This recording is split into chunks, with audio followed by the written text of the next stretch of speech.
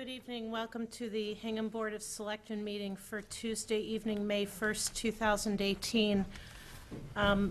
We'd like to begin with a moment of silence to remember Lindsay McGrath, reference librarian for the Hingham Public Library. Lindsay lost a courageous battle with cancer over the weekend, leaving behind a family and many family and friends. We honor her service and we remember her family in a special way tonight.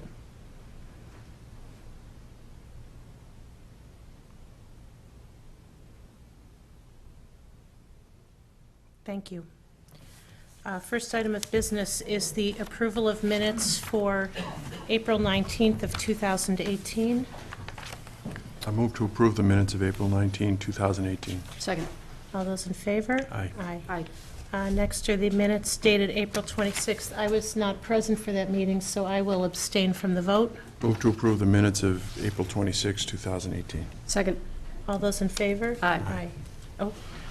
Abstain. It's good we're reorganizing the board tonight, folks. Public comment on items not on the agenda.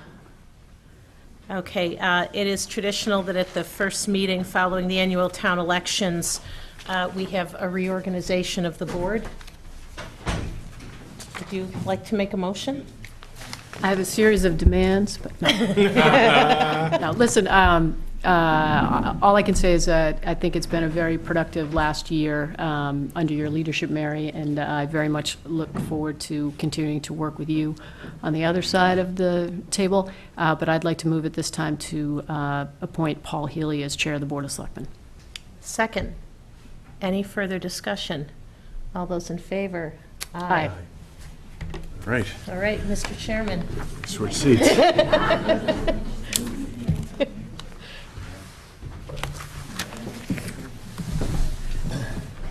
We'll confuse people with the name tags for tonight.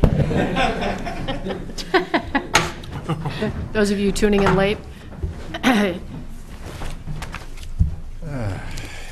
Back.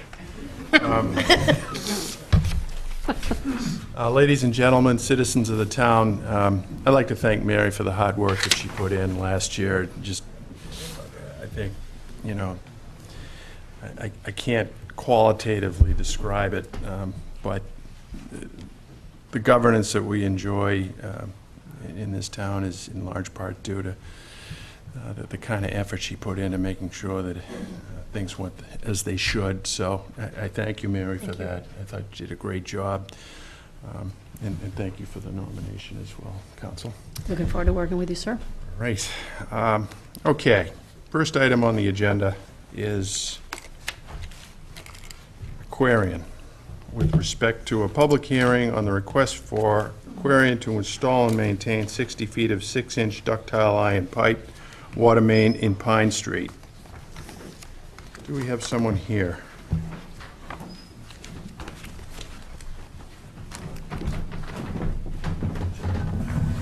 Greetings, gentlemen.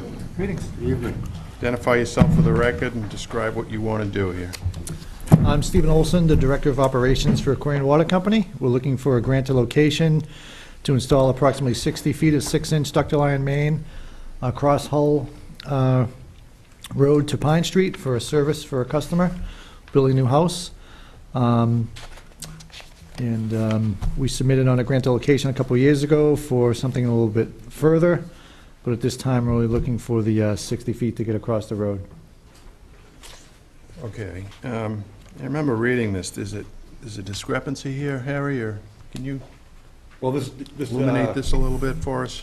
This request is actually amendment of the amended version of the first request. There was for it was 8-inch for the entire length of Pine Street of 450 feet. That project never went forward up to this point, and he wanted to amend it to it's a 6-inch now. Comes in off House Street into Pine Street up to House 40, I think it is. Is that what it is? Yep. Yeah. All right. Pine Street is a private way and doesn't require a grant location by the Board of Selectmen, as you well know. So the portion we have control over is the House Street portion. However, the board has to decide if they want to approve this as well as I think the other one would still be on the record that as an approval, unless you want to rescind that first approval. Well, do these expire, or do these lapse if nothing's done on them, or? They're generally open-ended. They don't generally have an expiration date on them. So if at some point in the future, there was agitation from the residents to extend the line, that would be already pre-permitted or pre-authorized? Yes. Is that your understanding as well, Mr. Olson? Yes. Questions from my colleagues? Yeah, I mean, I got to say, it's a little new at this, but to come across a grant of location that you haven't acted on since 2015, when we're sitting here approving grant of location, it's sort of my take on this, that we're all working in good faith to actually get this work done. So to your point, Paul,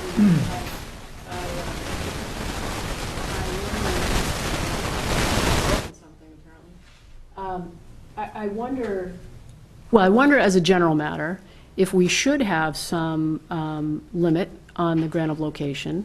And, again, I guess I'd like to hear you speak to why the work that was approved by the Board of Selectmen in 2015 never went forward, and why there's a qualitative change, I guess, in the pipe now that you're intending to use on this 60-foot stretch. I can't speak to the decision made in 2015. I was not in the position I'm in now. But at this time, we only want to get across the road to Pine Street, as shown in the plans. Okay, it just, it doesn't answer my question. I guess it's just really, it's just really concerning to me when utilities, National Grid, you, Comcast, whoever it is, comes forward and wants to open the road, creates expectations in the neighborhoods, creates expectations with us, creates expectations with DPW, that work would occur within a reasonable period of time of the grant allocation. I wasn't part of the decision-making process in 2015, so I apologize, I don't know. And so when you when you came across this and were going to come forward to us to ask for this 60 feet, you didn't ask any questions about what happened to this other project? My first inclination was to ask, did I actually need a new grant location? And then I was informed that I did, so we applied for it. Okay. Well, I certainly don't want to hold up water to this particular resident, but I guess I'd like to examine, again, our grant allocation procedure to see if it's advisable or possible to include some outer limit on the grant allocation. And if you don't undertake the work within a certain reasonable period of time, that you do have to come back to us. And or that in our grant of location, perhaps we condition the grant of location on the work occurring within, say, a 12-month period or something. I mean, Harry, usually when you come forward, we'll ask you to ballpark when the work's going to take place. And I understand that, your National Grid's a big operation, you're a big operation, you get a lot of moving parts, a lot of people you got to move around. You, in particular, have to hire teams of people to undertake this work, right, Steve? A contractor. Right. So I understand that there are moving parts with this. Nonetheless, again, I think we create a series of expectations here that need to be fulfilled. And to me, this amendment to the 2015 grant allocation demonstrates that that wasn't undertaken here. To be completely fair with the residents that live down there, I've had a couple of calls over the last year or so about when this water main was going to be completed, most of them at the other end. And then when this permit came forward to just go in the 60 feet, and it was amended from an 8-inch to a 6-inch. That's when we contacted Mr. Mayo, and we thought it best to go before the board again to, hear the request. It didn't seem that, it was in the spirit of the original request that was approved for to go the entire length of the 450 feet, and now reduce it to 60 to, serve one or two houses at the beginning. So what happens to those other folks at the other end of the street? Well, Steve has informed me that he intends to go into distance. At this time, he just, I don't know, for whatever reason with finances or whatever the problem was, he wasn't going to be able to finish it this time. Okay. And Steve, can you comment on the 6-inch versus 8-inch water main? Based on hydraulics, a 6-inch would be sufficient. For this house, or if you're going to have to We're gonna undertake this extend it. whole project, so just sort of changes in the way, from the 2015 grant, changes in hydraulics have allowed you to be more efficient with the length and the size of the pipe? Based on the extent that it goes through, 450 feet to the end, a 6-inch pipe will be sufficient. Why'd you ask for 8? 8, I don't know, I don't know. Okay, I don't mean to laugh, but if I were coming before this board Yep. to make this request, Yep. I think I would have wanted to, I would sit back and say, you know, gee, what are the questions that are likely to come up when I ask for one, when Aquarion asks for one thing, and I'm here representing Aquarion asking for something different. Sure. So I'm a little disappointed with the responses. Who's paying for this? We're splitting the cost with the homeowner. And is this coming out of the Aquarion capital plan, or is this part of the RIM proposal that is being under petition right now at the DPU? Is this part of the grant of location procedure and process? Is the cost that Aquarion is bearing for this connection, is that part of the capital plan that the DPU has already approved, or is this a request that is part of the RIM program that the DPU has not heard yet? It would be part of the capital program. Okay.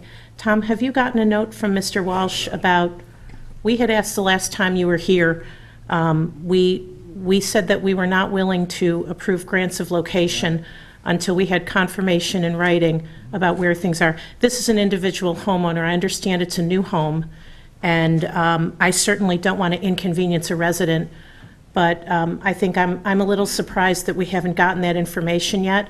And these are two individual home requests that I feel like this board has to act on.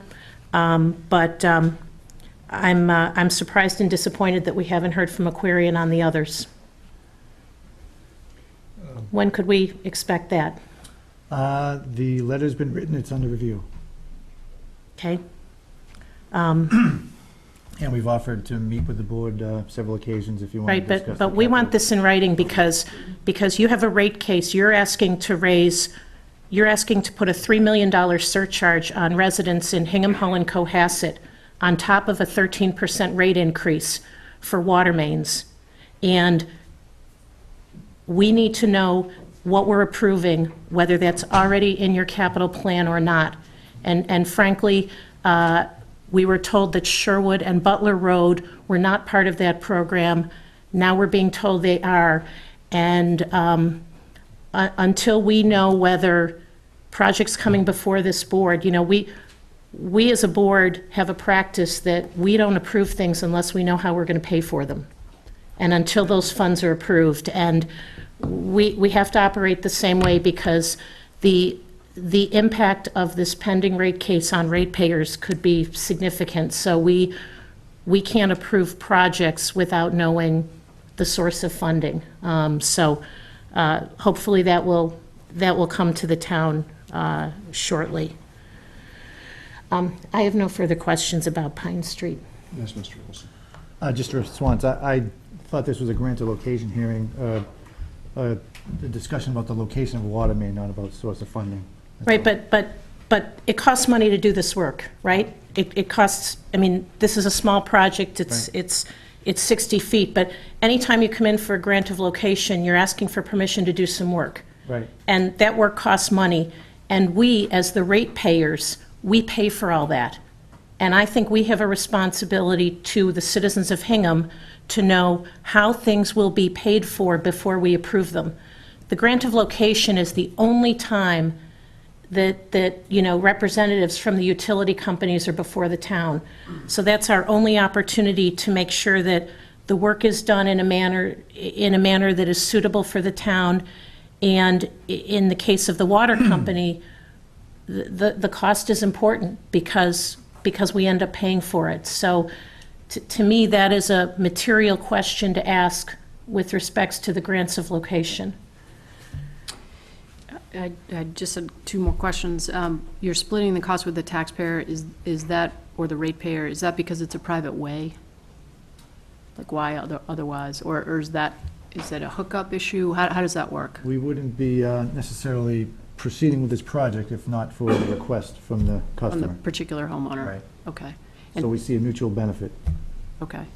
And then, since the letter doesn't specify when the work will take place, I'd like to ask you when this work will take place. It's my understanding that it's scheduled to begin this week on Thursday, provided the grant location passes. Okay, and about how long? Is it a sort of day project, or, Probably a couple of days. okay? And where are you staging the piping and all that? I have not confirmed that from the contractor, but there's a small side street across from Pine Street off of Hull Street. And Harry, is that something that gets approved at the pre-construction meeting? This, where the pipes will sit until, while this work's You- going on? A staging area? Yeah. Pretty much? Yep. Yes, yeah, we can go over that, yes. Okay. I just want to make sure that, again, all of that, the staging is subject to the conditions here, like restoration of lawn area and all of that, right? Well, it's such a small section of clear Hull Street, it wouldn't be more than, a day and a half to clear Hull Street. Then it would be within the private way. And unless we had, a complaint from one of the residents up there, then, I'm sure they'd have a decent staging area in Pine Street as well. Okay. Steve, I'll just say, I know you feel maybe I jumped on you in particular, but it raises for me the general question of whether our grant of location requests actually need to have some sunset provision. And, again, for me, when you walk out of this room, I think that you're going to, and not you, I think Aquarion's going to undertake the work, and I think National Grid's going to undertake the work. And so I send you on your way, and we say, okay, yeah, you can open up our streets, you can inconvenience the residents in the area for a little bit, you're going to put everything back together when you go. And so, whether it's Aquarion or National Grid or Comcast, I think this highlights perhaps a hole in the process that I think very much needs to be plugged. And again, I would have expected you to be ready to respond to that. Yeah. I have a technical question. Yeah. With the granted location with respect to the 8-inch main, was there a consideration with respect to the installation of a fire hydrant? That's a good question. I don't recall. I'd have to look back at the original plans from 2015. Would the 6-inch pipe that you're contemplating installing be capable of handling a fire hydrant and the demands that a fire hydrant would put on the system? Excuse me, Paul, the original request did provide a hydrant with the 8-inch. Now, as long as 6-inch can provide the service to the hydrant, and I believe it can, the hydrant will be still maintained as long as the original grant location is approved and stays approved. So this 6 will support a hydrant, Yes. you're saying? Okay. Okay. Questions from the audience? Hearing none. I'll take a motion. Make a motion to approve the request of Aquarion to install and maintain approximately 60 feet of new 6-inch ductile iron water main located on the easterly side of Hull Street and continue in the westerly direction under the paved surface of Hull Street and continue under the paved surface of Pine Street to the completion at the driveway of 110 Hull Street. This new main replacement project will replace and upgrade an undersized 2-inch galvanized pipe. This water main will allow for a new service connection for a new house being constructed on Hull Street. This approval is subject to the stipulation of the Department of Public Works as outlined in the letter dated April 17th, 2018. Second. All those in favor? Aye. So let me just say, I voted for that in particular because of this particular resident who needs water. Ordinarily, I would have asked that we put it over for another meeting so you could get back to us with, I think, the questions that I asked about the 2015 grant. So I would appreciate it if you would get back to us and answer those questions. Essentially, why it didn't go forward and what the plan is for this outstanding grant allocation.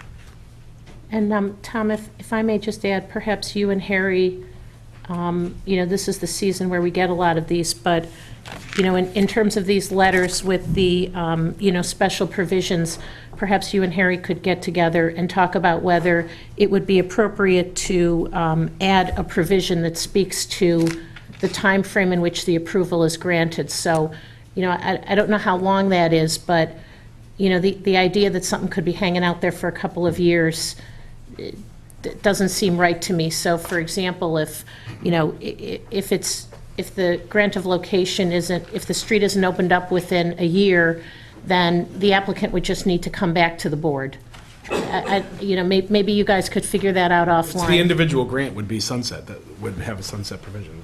Right, and I'm not Right. looking to And then the jam, grant can just come back. yeah, and I'm not looking to jam it up, but I think we could come up with a reasonable period of time for our approval to be valid, right? I just have the idea that as we have, changes and things like that, if all of a sudden, a crew starts coming and opening up a street and says, well, we got approval 3.5 years ago, it's just going to create some confusion that wouldn't be good for anybody.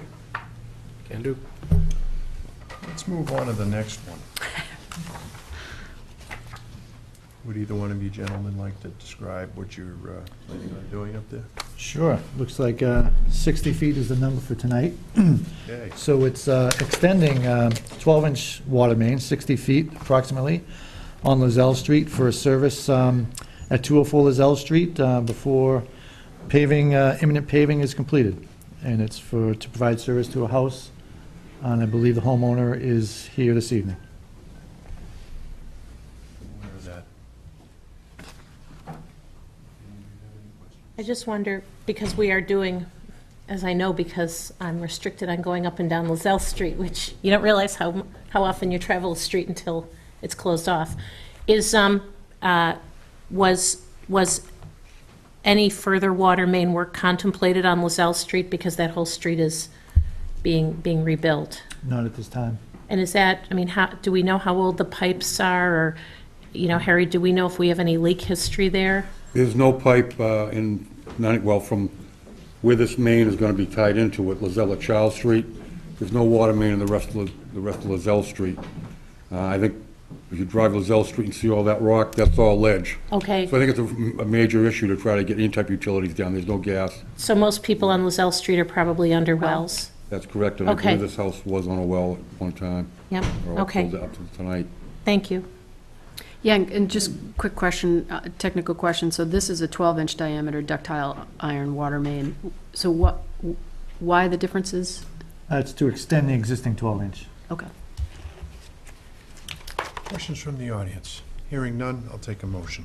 My turn. Please. I move that we approve the request of Aquarion to install and maintain approximately 60 feet of new 12-inch diameter ductile iron water main in Lazell Street. The new main will originate at the intersection of Lazell and Charles Street, connecting into the existing 12-inch main, and continue under the paved surface of Lazell Street to completion at number 204. The purpose of this new main extension is to provide a new water service to number 204 Lazell Street due to the existing non-conforming domestic drinking well. This approval is subject to the stipulation of the Department of Public Works as outlined in the letter dated April 24, 2018. Just before I second that, I was told I had been contacted by, I believe, a real estate agent. The homeowner is bearing the cost for this? Is that my understanding? Yes. Okay, second. All's in favor? Aye.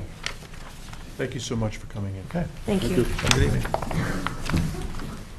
Fire Department.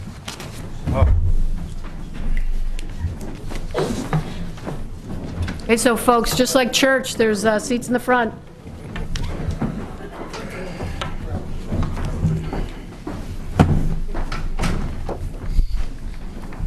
Good evening, Chief, Deputy. Evening. Good evening. So you want us to sign something? We do. So, what it is. as we actually have some pictures, this is a truck from Texas that has a very similar paint scheme and design and everything else as to what we're asking for. I'd like to also recognize that we have our salesperson here, Mr. Paul Grandalski, who comes from Minuteman Trucks, which is down in Walpole, and they are a vendor for Pierce Manufacturing, which is what we have selected on. If you remember from the last time that we were here, we basically kind of mentioned to you guys that we've been doing the research for about 1.5 years for this. Now that it has passed through town meeting, we, are obviously anxious to go, but more importantly, we're trying to get get under the steel increase that's going to affect the industry. So by you guys looking and reviewing this tonight, then it's going to save us about $45,000 on the cost of steel changes. So. Mary, would you like to start, or? I've reviewed this. I would just point out to the audience that that this truck is going to run about $1.5 million. The town received $1 million from Avalon in consideration for a development agreement that was signed almost 2 years ago. Town meeting the other night authorized the town to borrow up to $500,000 to pay for the remainder of this vehicle, and this is to replace the Quint, which is nearing the end of its useful life, and trucks like this are built to order and take about a year. Yes. So, I actually talked to the chief already, so I'm good. Yeah, and I guess my comment was along the lines that Mary was bringing up, in that this is a custom truck, and that you and the folks that have been evaluating the purchase of this vehicle have been able to pick and choose from some attributes of the vehicle that you believe best serve the town of Hingham. Is that That's correct, yes. Like I said, we had a committee that has done extensive research going to visit other vendors and also visiting other stations that have vehicles like this. So this has been a lot of work to get to this point. Okay. So. And I'm sorry, if we were to approve this tonight, what's the ballpark for anticipated delivery? We're looking at 10 to 12 months, correct, Paul? 10 to 12 months typically on a major project like this. Okay. And the existing Quint, what? We haven't done anything with it yet. The plan for it is to sell it afterwards. Okay. But we haven't actually really started to talk about that because we don't know what the truck is going to be like 10 to 12 months from now and all that stuff. Yeah, But yeah. it's not included in this as a trade-in, but it would be, discussed afterwards as a sale back to the company. Okay, and last question, will there be any special training necessitated by the purchase of the vehicle? Yes. Yes, yeah, the company does provide training to all 4 groups, so everyone knows how to operate it. And Okay. Okay, thank you. What kind of a warranty comes with a truck like this? Just curious. If I may answer Okay. your question, variety of warranties based on the different components, diesel engine, transmission, the aerial structure. The aerial itself has a 20-year warranty on the structure. It's a 100-foot aerial, so it has to be really engineered. It's like a crane, in essence. So different warranties, all the warranties have been provided in their documents over the past 1.5 years. So everyone's pretty much cognizant and privy to what warranties are involved. Thank you. Because again, it's, you're customizing it so much, so the engine has a different warranty than the transmission might, but, it's, our document is about 3-ring binder, about 3 inches thick, with all of the different specifications and everything else that we've been working with, so.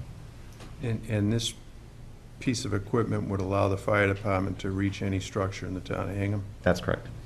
And it's got some kind of gun on the top in the basket? It does, yeah. You can just see it right at the very tip. That yellow and red device is a water gun, basically, that puts out, I think it's 1,500 gallons a minute on this one, I think, probably. 1,500 gallons Yeah. per minute. Yep. Is it designed to work with another truck when that's happening?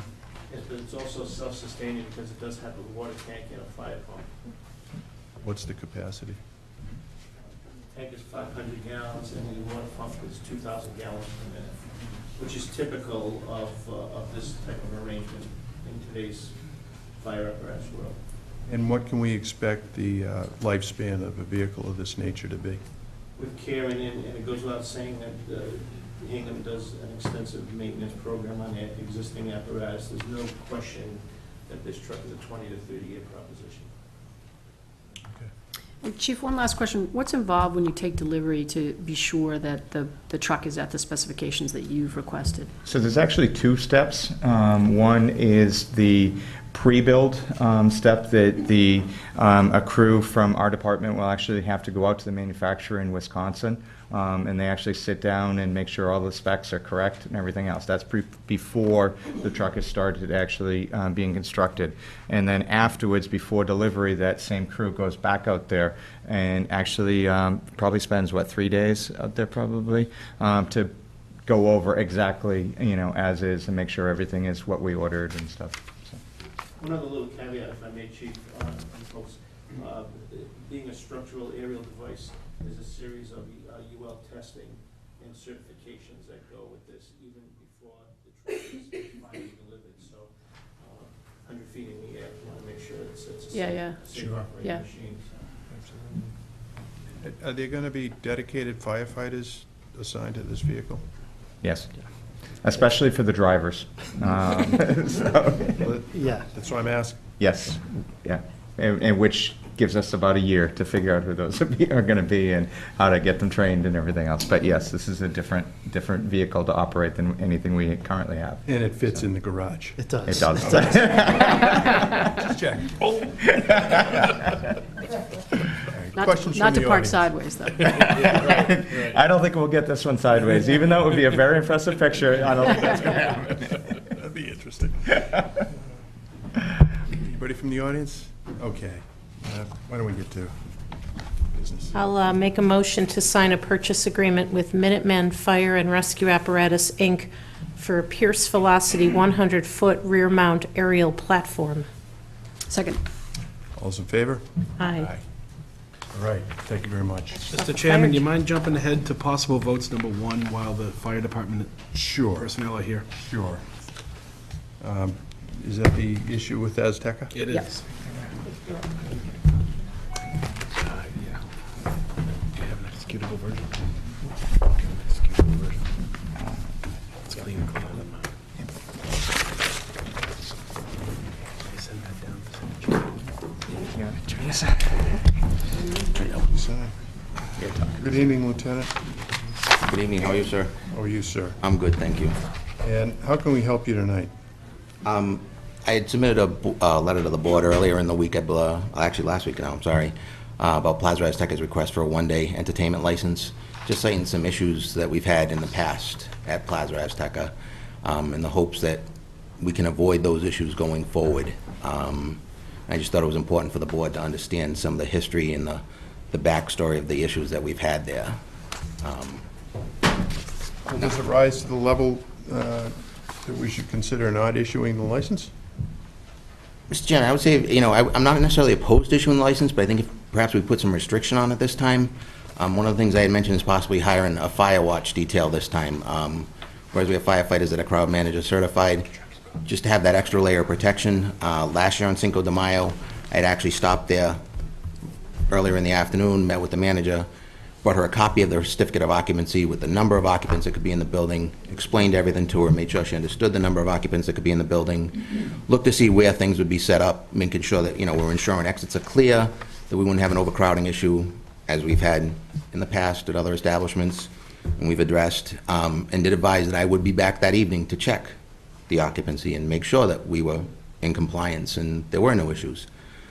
When I returned that evening, I found a crowd basically out the door, 2 young gentlemen checking IDs at the door, who wanted to check mine, but they found out that it was okay for me to be there pretty quickly. And basically, it was found to be... Let you in, did they? Yeah, they're laying. I guess they quickly understood my purpose.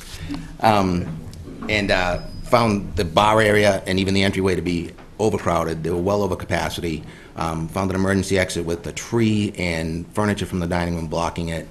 Advised them that they needed to thin the crowd exponentially for safety reasons. I just spent the last 2 days out in Southbridge at a conference for the Fire Prevention Association of Massachusetts. It was an educational seminar. One of the classes I actually took today was on historic fires and deaths from overcrowding.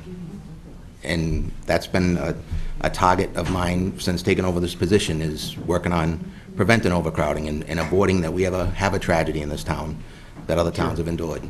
So it's kind of... So is one individual enough? The way the crowd manager rules are written for the state, it's one crowd manager for every 250 people in an establishment. I think with one firefighter monitoring the crowd, and perhaps even a police detail, just to ensure, you know, that everything's... Well, that was my next question. Was there a police detail on that There particular was, night? I do not believe there was any detail of any type there last year, sir. So I think perhaps, you know, in conjunction with police and fire, that we'd have a better handle on what was happening and ensuring the safety of everybody in the establishment. Is there anybody here from Plaza Azteca?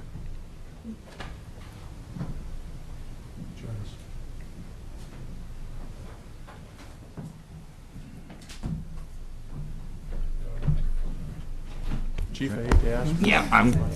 This is...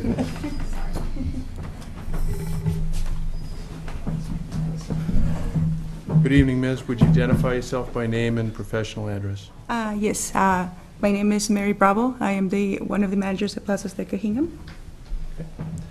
You've heard what the lieutenant has said. It was a crowding problem. Yeah. Overcrowding. No, I understand. Actually, I just wanted to point out the fact that it was raining severely last year. So I do understand his point of view, but, you know, I did feel very, you know, we tried to keep the crowd as much as possible, but they were getting soaked. So, Okay. you Well, I know, think we're going to help you this year. I appreciate that. All right. So, because you had, if I remember from last year, you had an outdoor area that Yeah, was, which I had that to. was set up with, which we had talked about. But I had to cancel early in the morning because the rain was just we couldn't do it. So unfortunately, you know, Cinco de Mayo is like the busiest day of the year. It's like it's like the Irish holiday, you know, basically in a pub. Oh, well, I don't know if I go that far. Oh, yeah. Are you, Yes. and are you Down proposing, Norway. are you proposing to have the tent as sort of, that's set up again this year, or is it just going to be inside the building? It's just going to be inside. The reason being is because in the past we had the parking lot. We had the parking lot for it a little more. Yes. But now it's enclosed due to the other construction area. construction, Yeah. yeah. So our parking is limited as it is. So we felt that if we did that, you know, it was going to be barely any parking left. So Which should mean that crowd control and monitoring the occupancy inside the restaurant should be a little bit easier this year. I yeah, would- exactly, because unfortunately, you know, there's not as much parking as we used to have, and you know, it just kind of worked that way. Unfortunately, last year, like I said, it wasn't anything that we planned or anything. It's just people were starting to say, hey, look, you know, can we just kind of come in here because we're getting soaked? And you know, sometimes there is quite a big wait, and it gets super, super busy to the capacity that it just does. I mean, it's a big, big day for us. So, you know, sometimes there could be like an hour and a half wait just to people to get a seat. So it does, you know, when it's pretty outside, it's not so bad. But when it's, you know, it's pouring rain, it's kind of, yeah. And, you know, we understand that that's a significant day for your business and things like that. We also want to make sure, and we have a responsibility to make sure that everything is done in a safe manner so that if anything unfortunate were to happen, you know, just to try to minimize the potential for that. No, I understand. I also wanted to clarify, because when he says 250, it's 250 people seated. Now, on that day, we clear the bar area so people can be actually standing, and we don't serve food on the bar, just on the high tops, but not on the bar area. So I'm not, because I wanted to clarify, because I didn't know if I wasn't supposed to have anybody at the bars, like standing around, or how, because I just need to understand, you know, what the thought process is behind this, because when he says 250 people, it's 250 people just sitting. So everything would be like nothing. Fire department will help you. Does that make sense? Fire department. Yeah, so. So if I may, so the occupancy is the total occupancy of the building, so that includes what it takes into effect is people that are seated. Bar stools count for a different number than a booth. Standing at a high top counts for a different number than someone sitting on a stool. There's a calculation that is done by an architect or an engineer that basically establishes that. So if your occupancy is 258, that's 258 customers and employees. So that's the total number of employees. So even people that are in the kitchen, people that may be, working behind the bar, all that comes into the totality of the number of everybody in the establishment at any one time. So if you take out seats or anything like that, it's still whatever that number is on there, unless you would bring in an architect or an engineer to say, okay, you've taken out X number of tables, which another establishment in town actually did. They had an architect. They removed tables, had an architect come in, draw it up, and they were given a temporary increase in their occupancy for that purpose, because they had taken the steps to move that. They also hired a fire detail, and things actually went very smoothly. So even if you're, what I'm sort of hearing is even if you were to take out some tables without establishing a temporary change in occupancy, the occupancy remains at 250 people or whatever it is? Correct. Whatever that number is on their occupancy permit is the total that they're allowed. Okay. Mr. Chairman, mind if I just jump in for a sec? So I just wanted to clarify that it's not the marshal's plan. It's not the marshal's numbers. He's interpreting the Massachusetts general laws. And he's doing it for safety reasons. And the other thing I just wanted to remind the public and the board is that the marshal has been very clear about enforcing these laws and these rules across the town. This has been a focus point of his for the last 2 years. And as a result, we have a lot more compliance and a lot safer venues for our public to attend on events like this. So I think this is an important matter. It's good to hear. Questions from the audience? I actually had a question. So are you anticipating an outdoor area as well this year for this event? I'm sorry? Are you anticipating having an outdoor area as well as the inside? No, again? just the inside? No, just the inside again, Okay. because unfortunately, we don't have the room outside for it this Okay. year. Yeah. Okay, thank you. I'll accept the motion. Okay, one question before I make the motion, because I'm gonna put some conditions on it. You noted that crowd managers will be present. Do you need one crowd manager, two crowd managers? What are we talking about here? If I recall correctly, by their occupancy is 258, so by the code, it would be 2 crowd managers, because 1 crowd manager for every 250 people. Okay, so I would move that we grant the request of Plaza Azteca Mexican Restaurant for a one-day entertainment license to celebrate Cinco de Mayo on Saturday, May 5th, 2018, from 5 p.m. to 10 p.m. This vote is contingent on the presence of 2 crowd managers, a police detail, and a fire detail. Second. Just a question, is the fire detail separate from the crowd, is the crowd manager, those are, I thought they were trying to separate understand things. roles. So under the state code, usually, like, I believe Mary is a crowd manager, and I believe one of her Okay. other employees are crowd managers. So Mary, yourself and one of your associates will be the 2 crowd managers. And just, if I may, the firefighters, we have several firefighters that are actually certified as crowd managers, so they understand the code and how that functions and what goes along with that also. Okay, I'll second it. Discussion? Hearing none. All those in favor? Aye. Good luck. Thank you. Good luck. Happy Cinco de Mayo. Thank you. Hope the weather's good. Well, it's beautiful, so we'll do that. There we go. Okay. All right, next up, discussion of Chapter 40B Local Initiative Program Project proposed by Habitat for Humanity at 302-304 Whiting Street. Welcome back. Good evening. Hi, how are you tonight? Good, how are you? Good. All right. Have we got any additional information since we last left?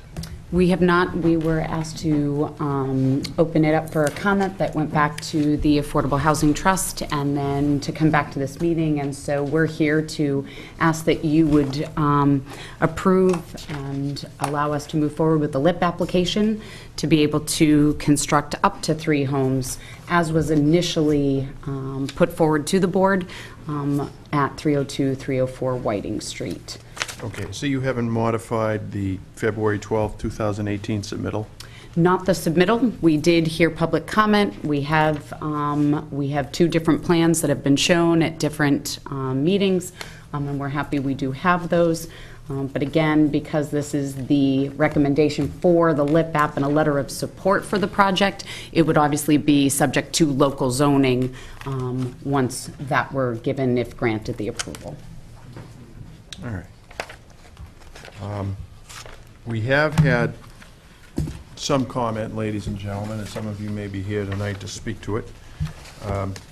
Before we open it up to the public, however, just ask my colleagues if they have any additional questions.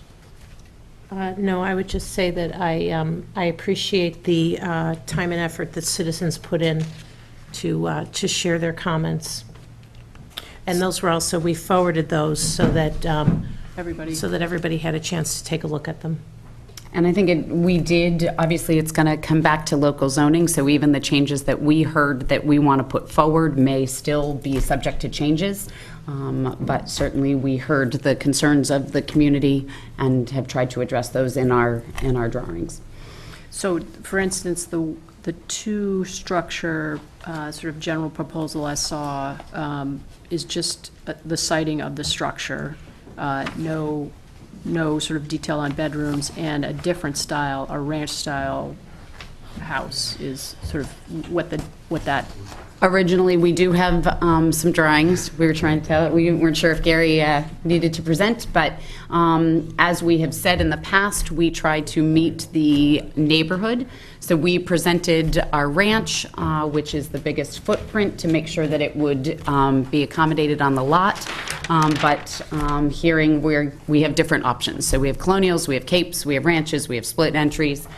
So we certainly don't mind which house gets put on there, but we wanted to have the largest footprint to be able to back it down. The new designs, if you see, it's for, we both have the original 3 structures, and then under the 2 structures, redesigned it to fit the lot better, and have also put on the plans sheds, because that was a request about how do you keep the yards maintained. So we tried to address as best as we could all of the public concerns at this point, knowing that we may need to address all of these again if it gets to local zoning. Okay. So this is my first rodeo on this, and as Paul, I think, noted a week or so ago when you were here, this is the first 40B to come in after the town passed the 10% threshold. Is that right? Yeah. Yes. So, I had to do a little homework because I had to sort of understand, I think, what this is and what my role is. So this is a local initiative program. I was getting it confused with local preference. Those are 2 different things. So a local initiative program, as I understand it, and Susan Murphy, you can jump up to the microphone when I butcher this. A local initiative program essentially allows a town to propose what would account for subsidized housing. So instead of having the state from the top down say, here's what you're going to do, the local initiative program allows the town through its housing trust to propose affordable developments and to work with folks like Habitat for Humanity to make those things a reality. But the way the DHCD regulations are written, they sort of assume the state subsidizing agency, and so this is a little bit of a different path. And I talked with some of the neighbors. I was out at the parcel, I don't know, 2 or 3 times to sort of take a look at the topography out there, because in particular, when I was thinking about siting 3 structures on that parcel, part of what was important to me was to understand how those things would fit on that lot. And it's actually a deep lot, but it's sort of a mounded lot. So there's pretty significant fallout in the back, and less significant, but some fall out to the side. So in terms of, when you look at it on a piece of paper, you think, oh, sure, I'll just put these things here and that'll be that. But the actual sort of developable surface of that lot is somewhat more, I think, restricted. So I went out there a couple times to kind of walk around and get a sense of it. And then part of what I wanted to understand was, all right, well, what does the Board of Selectmen do here? Because I'm not the planning board, and I'm not the zoning board, and I'm not the Board of Health. So the way I understand it is that in order for this project to even move forward, to get to any of the permitting boards, this body has got to say, yeah, we generally support the concept of affordable housing on this parcel up to X number of structures. So we're not doing any sort of comprehensive environmental review. We're not telling anybody how big these things can be. We're essentially advancing this to the very rigorous local process that we have before boards that do a really great job at the jobs they have. So, and the part of the reason I'm saying that was because in particular, I was concerned about the environmental impact of further development on that stretch of 53. So, Derby Brook is a pretty significant development that was part of this whole big parcel. So when this thing got carved up, this piece of land closest to Wedding Street got carved off and Derby Brook got built in the back. And so if you think about the watershed and drainage and all that sort of stuff, there's now more stuff there that drains into the aquifer. So one of the questions is, well, environmentally, is there any material impact for the construction of 2 or 3 structures on this parcel? And I slowly came to the conclusion that that's not my job. That's somebody else's job to undertake that level of nitty-gritty analysis. So anyway, I think it was just important for me to understand that that the decision that this board makes is one of general support for a fixed number of structures, and that without us taking that action, the project dies. So it can't even move forward to get the questions that we all have answered unless the municipality supports the notion of this project. And as you've indicated, the project that we sort of see before us could end up being very different at the end of the day after, in particular, the Board of Health and it's the was it the planning board that does site plan review here? Zoning. Or the zoning board? ZBA. So after the ZBA and the Board of Health would review it. So that's my spiel. Well done. No, I thank you, Karen. I think that's helpful. There were some letters that were sort of questioning, what's the town going to do now that we've hit our 10%? And I think what this board has talked about is that we want to continue to grow our affordable housing stock. We want to do that for a lot of reasons. What's really important to me is that I hear from a lot of people that units that are designated as affordable to many of the people who live in Hingham don't feel affordable. And I like the idea of working in partnership. I think we've had good success with Habitat for Humanity. I'm uneasy about 3. 2 to me is a no-brainer. 3 is, I struggle with that.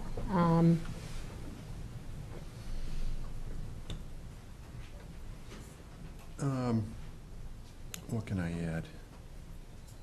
I want to thank you for your presentation. Gary, thanks for the revised plan. Appreciate that a lot. I think one of the other considerations here is this is property that we're giving to South Shore Habitat for Humanity. So this is our property. Yep. And this property was originally envisioned for another use, but it became apparent that that was unsuitable. I went up there too this weekend, took a look, just to get a sense of it. I agree with everything as you described it. We've reached the 10%.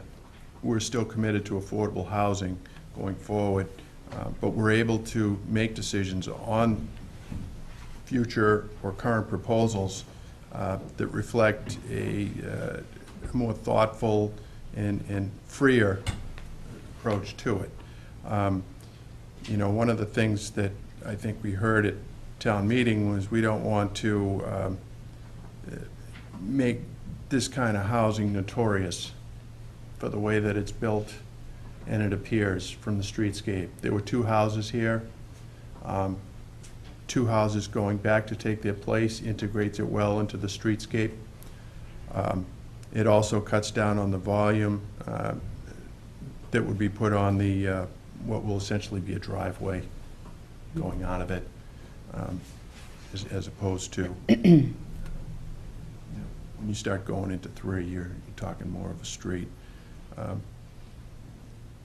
I'd like to open it up to any of the audience if you wish to comment or otherwise opine. If you wish to speak, go to the podium, identify yourself by name and address. My name is Dave Dickerson, 300 Whiting Street. I'm the abutter to this property. I've lived in town 36 years. I've owned this property the last 9. I'm in full support of affordable housing. I feel like I'm middle class. I bought my house that was affordable to me. I've lived with the house next to me for about 9 years, fallen down through the project of Derby Brook. So I look forward to neighbors for my kids growing up, absolutely. I think the property's being overdeveloped, and I feel like they pushed 3 houses so you'd knock it down to 2. I wonder if they have a one-house plan even thought of. But I am in support of this. I need a good neighbor next to me, so I just want to share that. I have a couple of concerns, but I totally understand what you're saying. It's not your decision to figure out, laws and go through zoning. That's their job. But I still need you to know that if it goes forward with 2, would it be able to get knocked down to 1? I mean, you guys have the chance now to decide, is that property being overdeveloped? Is that area being overdeveloped? The 9 acres that Derby Brook was built on, they took all that off, and now they're left with a 1 acre. The 2 houses were existing, but you shaved off 9 acres of that property. So again, I look forward to some good neighbors, and I'm in support of good affordable housing. Like myself, I needed it. So thank you. Okay. Thank you. Thank you, Mr. Nickerson. And my understanding is it could get knocked down to 1, right? So I just wanted to clarify, in the vote, It's a maximum. it's a right? maximum of 2, and that would then be up to the second floor boards, to the permitting boards. Evening, Tim. Folks, Tim? How you doing? I want to thank Father Haley for inviting me up to the front row. I don't sit in the front row at St. Paul's because I get looking up at the roof and waiting to crash in on us. You're safe for a little while. My name is Tim White. I'm at 35 Kimball Beach Road, and by the way, that's Crow Point, and our neighbors are on top of each other, and we love it. It's an absolutely great neighborhood, although my old neighborhood I was was pretty gonna darn say, good, too. gee, thanks a lot, Now Tim. I'm in trouble. I just lost a Yeah. vote. Cut to the quick. The reason I'm the chair of the Hingham Affordable Housing Trust, and the reason that the trust is here tonight is one, and that's to ask you folks to sign a letter supporting up to 3 units to send off to DHCD so we can go forward with our LIP application. That's the only reason we're here tonight, and that's the only reason why this project at this stage is before you tonight. Now, the trust has 3 responsibilities as we see it. The first is to maintain whatever affordable housing we have in town. The second is to create additional affordable housing in town, desperately needed, with or without the 10%. And the third we look at is a responsibility to educate our community about the need for affordable housing in Hingham. Tonight I want to focus on the second 2, creating a new affordable housing, and 3, educating our community about it. Now, the trust has been working for the town for over 10 years now, most of which I've been on the trust. And over the past decade, we have learned a lot about what we can do as a trust and what limitations we have as a trust. The environment in Hingham is challenging. It's not our town officials, it's not our community, it's not the neighbors who are affected by affordable housing. It's the cost of real estate in Hingham. It is expensive. The average 3-bedroom house in Hingham lists for well over $800,000. That is not affordable for almost anybody.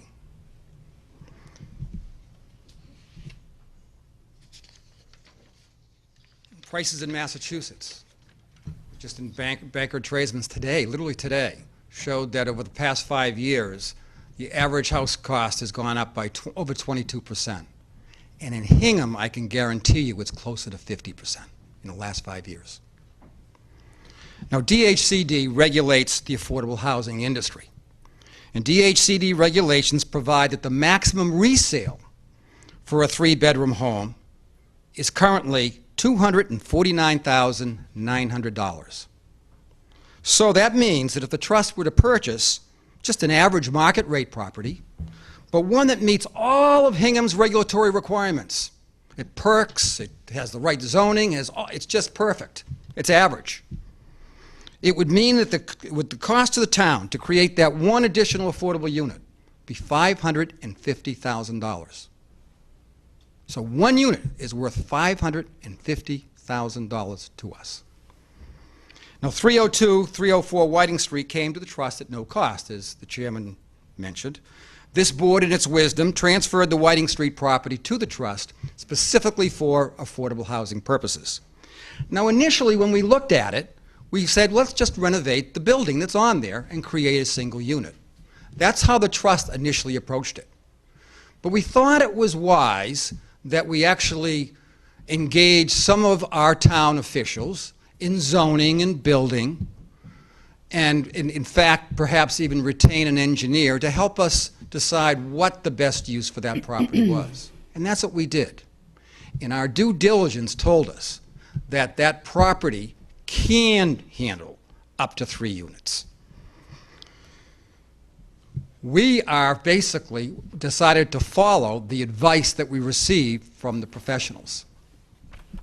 Now, the trust supports the development of up to 3 units on this site for several reasons.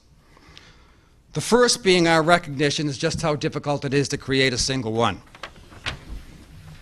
especially 3-bedroom homes for families at Hingham. Very, very tough to find. If this board decides to limit us at this early stage to up to 2 units, you're basically walking away from $500,000. Second, our support is based upon the due diligence I just talked about that we applied to this site. We worked with the DPW, CPC, zoning staff, and public safety officials. And then we enlisted professional engineering assistance beside. Only after hearing all of their input did we decide to put out an RFP for up to 3 units. This is an opportunity for the Board of Selectmen at this stage of the process to support your trust, to support your town and help the trust meet a formidable challenge of affordable housing. Now, I want to note a third reason why we support Habitat's request for up to 3 units. As part of our due diligence, we invited last year the neighbors to come to our meeting. And we did that for 2 reasons. First, we wanted them to be involved right from the start. Right from the start. And then second, we wanted to hear what their concerns were, so as the process went on, we would be able to address them.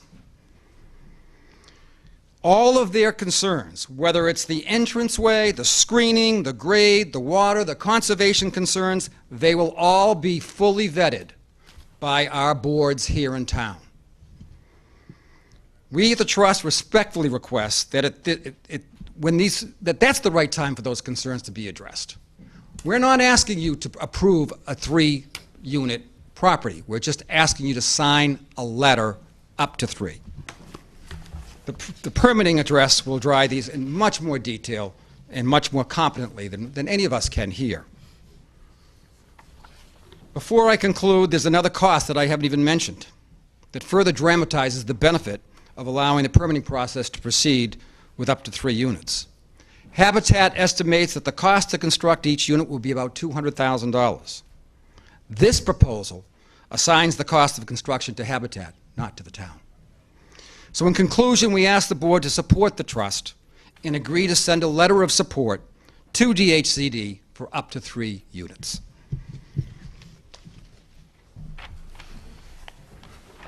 Would anyone else like to speak? Yes, please.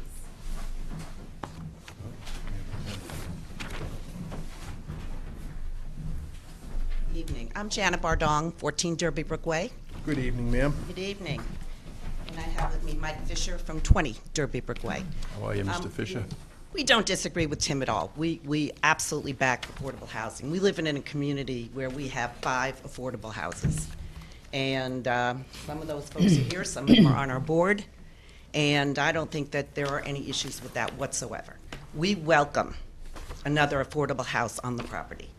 But what we are asking is that it only be a single-family unit.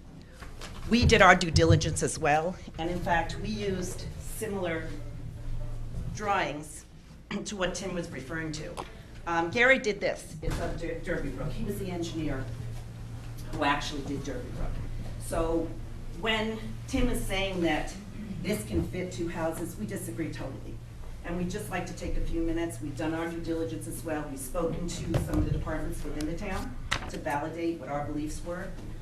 We have also spoken to the Department of Environmental Conservation to make sure that what we think it is. So we're not pulling this out of the air. It is not assumptions on our part, but we think it's worth your hearing. Mike, you want to? You never come to a meeting like this without a prop. Absolutely. So this is a pretty plain vanilla. This is Gary's as-built drawing, 2014, signed and sealed by Gary. And in truth, I tell you that I didn't understand it until I climbed through all the relevant regulations for the state and the relevant regulations for the town. So if you'll bear with me, what that looks like when you apply all of the standards is this, and with apology to you, can't see it over there. So this that you see right over here, this is Derby Brook. These are our 20 homes. And those are our 5 septic systems. We have a septic system for each one of 4 houses. And what we're supposed to have is we're supposed to have a reserve septic system next to the septic system that we have. But if you're a 40B complex, you can place the reserve basically on a footprint over the septic system that you have just by digging in additional trenches. You don't have to have a separate space for a reserve. So that's what we have here. These are both the septic systems, and on top of that, spatially, the reserve. A couple of things are really interesting here in the way that the drawing was designed. First is you have the stream. So the first relevant question is that a river by the definition? And is that a stream by the definition? And according to the U.S. Geological Survey, it is indeed a stream. Is it intermittent? I'm sorry? No, it's Okay. So what that means is from the bank that you have over here, you measure 100 feet to the first riparian and another 100 feet to the second riparian, and you're required to put your septic systems 200 feet outside of the second riparian, which is exactly what the developer did and the engineer did. Is those are completely outside of the second riparian, some significantly. The stream, as you know, has 2 banks. It not only has a bank on this side, but it also has a bank on this side. So if you measure from this point here where the stream is, 1 riparian up for 100 feet, and the second riparian up for 200 feet, you'll see that there's a significant portion of the top of that hill that's within the 200 riparian by the state regulations. And as you see, as the stream meanders around over here, you not only have the riparian requirement on the west side, but you also have it on the north side. Because the stream is bigger here, so you've got a 100-foot riparian and a 200-foot riparian, and all those are called out on Gary's drawings. So you've boxed yourself in there to that area. The black line that you see here is zone 2, in accordance with 310 CMR 15.002, which means that there are no septic systems allowed on the north side of that, on the south side of that. This is Mr. Nickerson's well. Now there are 2 requirements for the well. There's a state requirement, which is that 100-foot circumference all the way around there because it's a portable well that he's using. There's also a town requirement. The town requirement is 250 feet. If the town requirement were to go into effect, their circumference would be way out here, and there wouldn't be any development over the top of the hill. But again, because it's a 40B complex, you could waive the town requirement and come back to the state statute. Okay, so what is the point? If you apply the basic regulations from the state in protection of the stream, and if you apply the regulations protecting Mr. Nickerson's well, and you apply the zone 2 that you have on your books, the yellow coated area in there is the area on the top of that hill where you can put a septic system. Now, Gary's leaching fields for one house are 25 foot long by 13 feet wide, and that would support a 3-bedroom house. And it's also required to have a reserve area as well for that house, unless you're going to put one over the top of that house, like you have done over here. The problem with doing that is, as you see, and we'll leave this map with you, is all these little lines that you see over there are 2-foot contour lines. So from the bottom contour line to the top contour line is a 14-foot vertical drop over a 60-foot area. So you would be putting septic systems and leaching fields into the side of that contour. So when we met the last time at the trust committee, there was some discussion about whether or not all this was going to be excavated and taken down by 6 or 8 or 10 feet or so. That gives us another problem, because if you were to start excavating the side of that field, you would have the same erosion problems that we have over here in Derbyville now. Which we are looking at, it's about $11,000 to fix that erosion problem. So the other thing that we're concerned about is you can certainly, we heard last meeting, you can put all kinds of septic systems in. Ours is unique because it has a filtering system. That system costs us $5,000 a year to maintain. So the other thing that you need to take into consideration is you can use technology to your advantage. It's wonderful. But can it be afforded in the maintenance issue? We had 2 backups before we figured out that we needed to bring maintenance on board and have our septic company come not once a year, but twice a year, 3 times a year, what we deem necessary. So just something else to take into consideration. And that's it. Your questions? What do you do for a living, Mr. Fisher? We're not telling. He's our secret. Which career would you like? Yeah. Army. I spent 25 years in service, and I spent 25 years working for an engineering company. Okay, great. Thank you So very much talent for your bank presentation. interviews are coming up in Yeah, a few exactly. weeks, and Got some jobs. we need volunteers who Are we? Yeah. sure. Thank you. Thank you. Anybody else like to speak? Mr. Watson? We will leave this for you. Thank you. Thank you, Mr.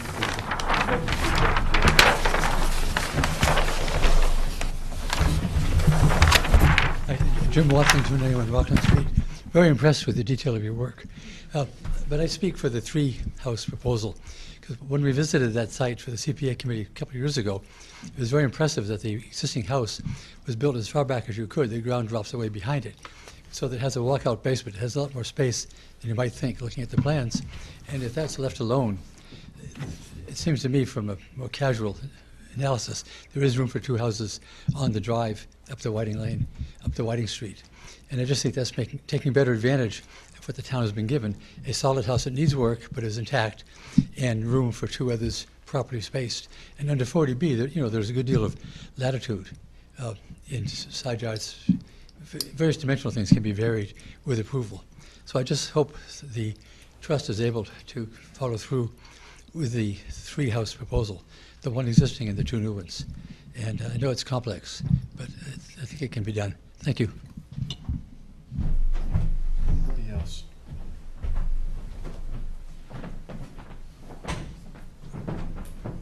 Tom, have we had any kind of, have you had any kind of input at all from PDA or planning on this? Yeah, so I spoke with Emily Wentworth, our ZBA director, and she's recommending the 2-lot, or a maximum of 2 properties. I think the idea being, or 2 homes, I should say, the idea being that the permitting boards are going to dig into what the type of presentation that we just saw. And she doesn't believe, or she's told me that 3 houses seems tight for that property. There are constraints, as we just heard. Up to 2 is perhaps doable to be found, to be determined by the permitting boards. So that may be 1, that may be 2. Number of bedrooms to be determined, et cetera, by the professionals downstairs. I think with the option of 2 structures on that parcel as well, we could ask for a local preference where Hingham residents would be given preferential treatment for 1 out of the 2, I think is the way the local preference would work, right? With I think It's that's up what we to heard the other 70% of the project, so if you had 3, it would be more, but with 2, it would be 50%. God bless you. Excuse me. And is that currently part of your application, or would that need to be built in? Where does that come in the process, I guess? Where does that That's get really, it's up to the RFP, and it's up to... downstairs? Yeah. Okay. Well, I'd like to see that anyway.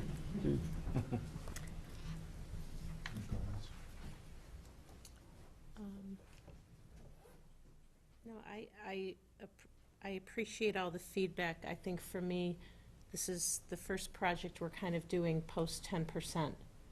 And, you know, one of the things that we've talked about, as we've talked about achieving that safe harbor status, is that that gives us some flexibility. And I think one of the things that we hear a lot with a lot of the 40B projects that have come through Hingham is that they're very dense, is the density of the projects. And I appreciate all the comments. Tim, I appreciate where you're coming from and the great work of the Housing Trust. To me, I think some of this board's role as well is a little bit of sort of achieving balance. And I think my own preference would be to support 2 units, because while I realize that that gives the planning board some latitude, I do believe that inherent in our vote is a message. And I would be concerned that if we voted for 3, we would be sending a message that we would like to see 3. And I still have some hesitations about that, given the size of the parcel, given, as you said, some of the contiguous parcels. So I'm very comfortable with 2. Tom, this is a 302, 304, but yet there's only 1 house on the site. Was one of the houses raised at some point? I believe so.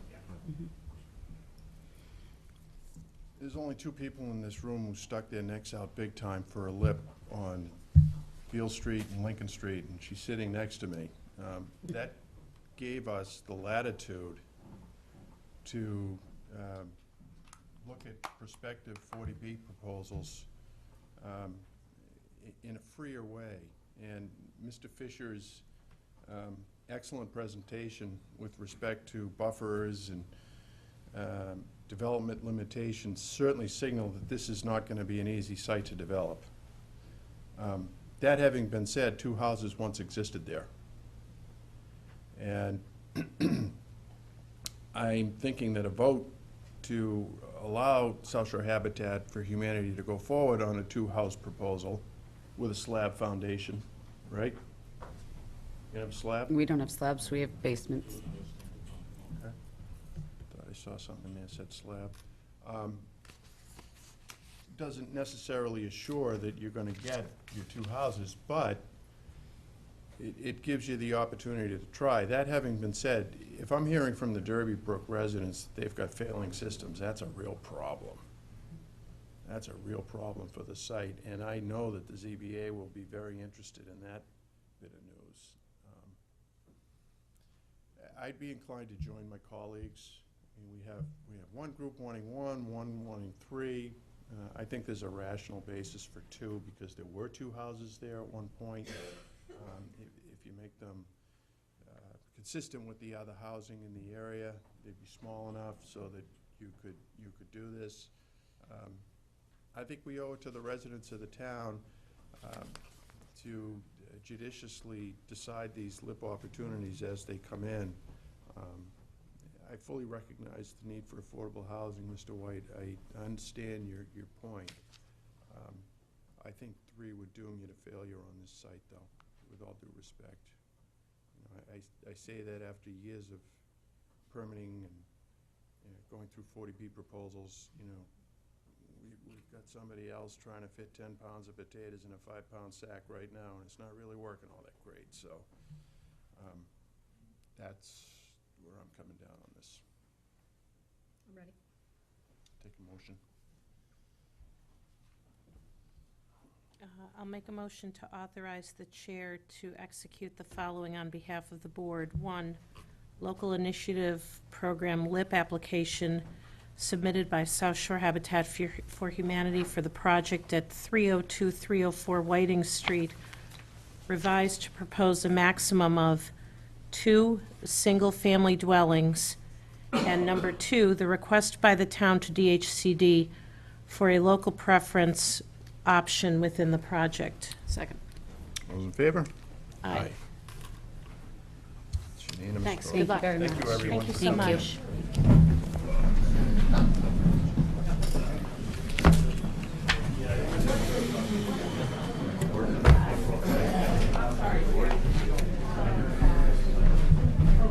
Talent bank. I'm sorry? Come volunteer for the town. Talent bank. That's exactly right. Talent what? Talent bank. Talent. I'll get a hold of you. We need, Give you a call. we need people on the ZBA, Conservation Commission. Okay, so when you get there, you can have that. Those are my talking points. Thank you. Okay, thank you very much. Okay, next on the agenda is Hingham Farmers Market, Coastal Vineyards request for a license for sale of wine produced by Farmer-Winery at the Farmers Market. Do we have anybody here? Mark. Please join us at the table, Mark.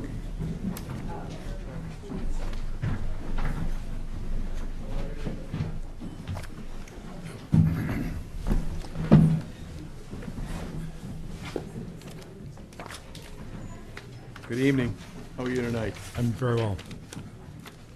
Can you give us a snapshot of what's going on down there in a way that we can... You want the whole snapshot? Just as it relates to the vote we're being asked to I know take. there's another piece involving, it's Mark Cullings, president of the Hingham Farmers Market, and 44 Spring Street. This particular agenda item represents the 3rd year of our request to have farm wineries selling their products at the farmers market. And so that's just there's only one currently, only one farm winery coming this year on alternate dates. There's a possibility that a second farm winery will join the mix, but that would be a separate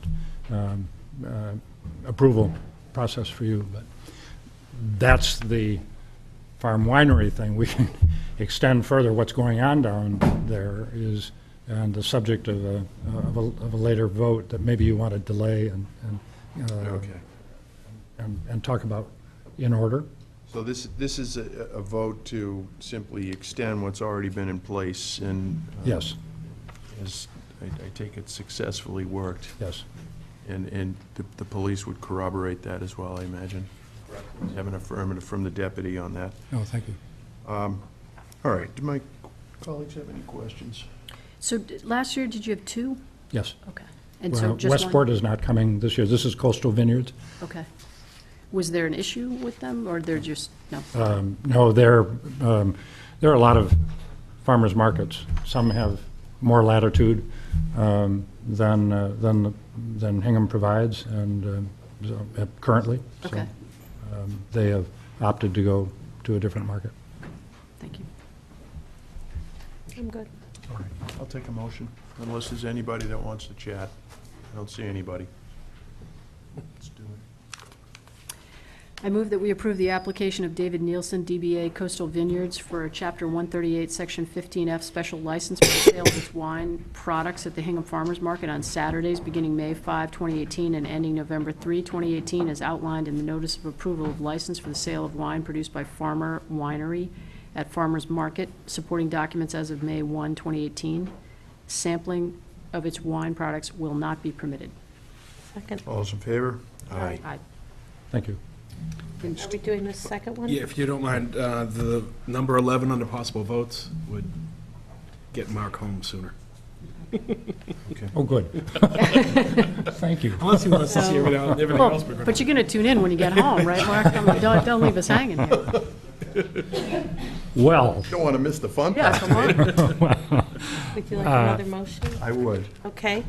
I'm going to make a motion to authorize the Hingham Farmers Market, Inc., to apply for all permits necessary to relocate the farmers market to a portion of the area known as the Grove on Assessor Map 50, Lot 51, provided that operation on such parcel shall not commence until the Board of Selectmen, trustees in the bathing beach, and Hingham Farmers Market, Inc. have finalized a license for the relocated site. So this is essentially to get that work going. This allows him to start the permitting process on the second floor. Second. All those in favor? Aye. Aye.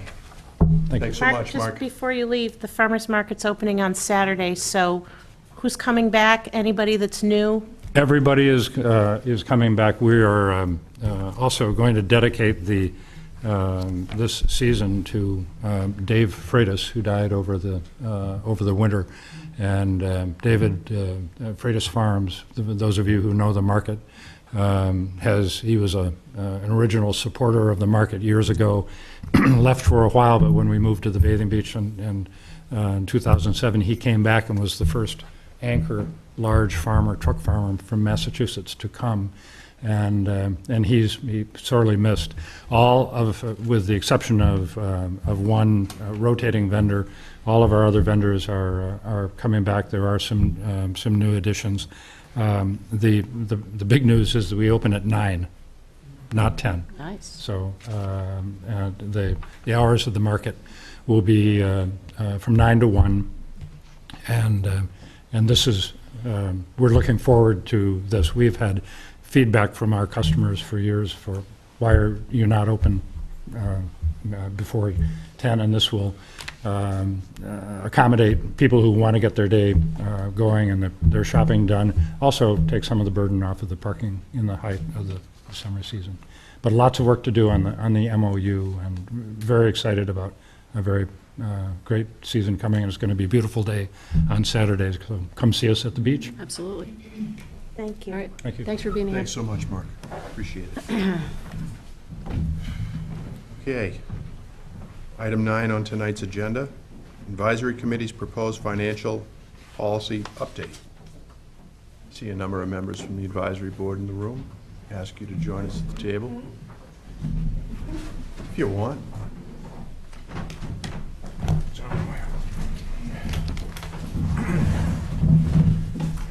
Before you start, just like to thank you for all the hard work you did on an up-to-town meeting. Very impressive. Well done. Thanks. All right.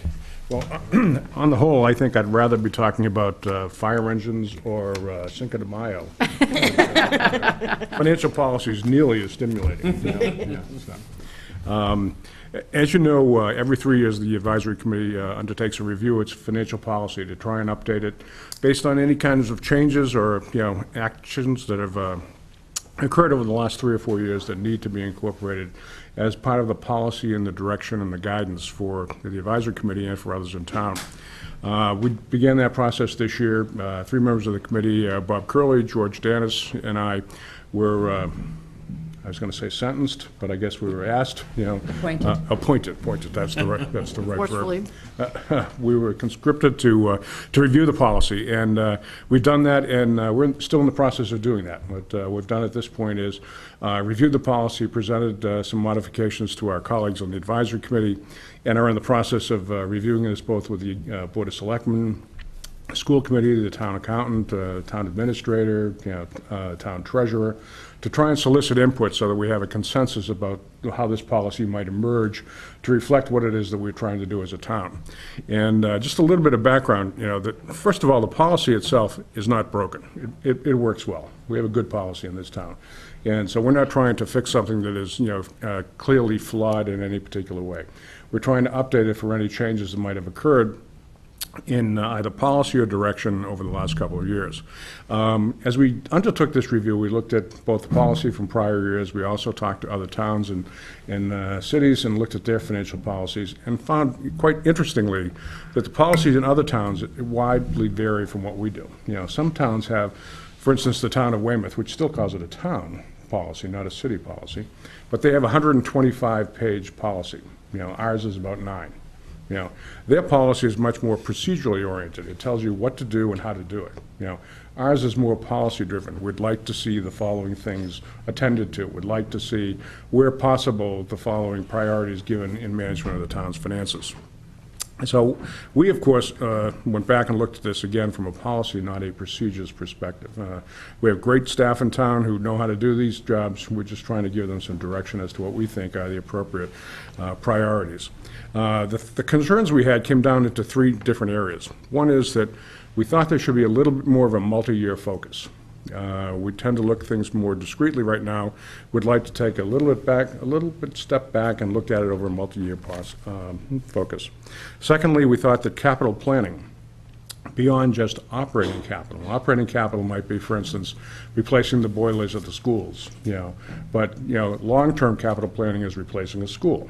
So there's a different, in terms of a focus there. We thought we should be spending more time on long-term capital planning. And then lastly, we thought the question of non-excluded debt service reserves should be addressed in the current policy. Now, of course, that's on everybody's mind, non-excluded debt service reserves, whatever that means. But we adopted a policy a few years ago that said that when a debt service that is part of the operating budget expires, that the cost of that reduced debt service would be put aside. And so the question is, where is it put aside, and for what purpose is it put aside? So we thought we should address that as well in the policy. When we were through the process, and again, as I said, we're not complete yet. We've gotten the input from our colleagues in the advisory committee. We've made a proposal to them. We've spoken to Sue Nickerson, which has some input from Gene Montgomery and some from Tom. And I've had the opportunity to meet with each one of you individually to hear what your concerns might be and to express some of the thoughts that we had. And so my comments would be to sort of describe what it is that we had as general modifications, what we heard from the selectmen, and those things that we're still, in the process of trying to understand. And we have a meeting next week with the school committee. Monday, to hear what the school committee's thoughts might be on this policy. Simply put, and without trying to bore everybody with the minutiae of financial policy, one of the more important things that we suggested as a modification was in the preamble. And it comes to some of the questions and points that were being discussed tonight, particularly as it relates to housing. We thought it was important that we ensure that the people of varied economic means remain a part of our community. And so that, again, is, there's nothing financial about that other than that's a tenet or a thought that we think would be important. As you manage the finances of the town, keep in mind that we don't overtax, overburden people in a way that causes them to, have to move out of town. This is a community of diverse economic means, and we'd like to see it remain that way.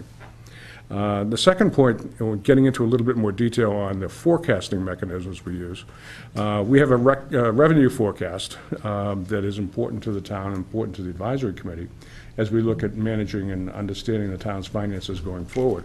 It has 2 components. It has revenue, it has expenses. And the revenue forecast, we think, should be, as it is, should reflect reasonably anticipated changes. If we think the growth in town is going to slow down, if we think it's going to accelerate, if we think certain items like, sales tax revenue or meals tax revenues are going to change from year to year, we ought to be understanding that, and that ought to be reflected again in a longer-term measure. We also talked about reserve funds. You know, right now, we have a 0.75% of the operating budget put aside for reserves, for those unanticipated things that might occur during the year. You know, typically that would include things like snow and, you know, overruns in different budgets and, you know, might be an OPEB budget or other things. And, you know, if we find that that 0.75 budget level is insufficient or more than enough, we ought to adjust that going forward. So we shouldn't be a slave to a number, but we should be as a slave to the process and to what's really, you know, prudent in looking at the budget overall. Another item that was important when we reviewed our, you know, particularly as a school committee budget with the Board of Selectmen, there was a lot of concern about fund balance. And fund balance, our savings account, you know, was an issue for us, you know, 10 years ago when we had an insufficient fund balance.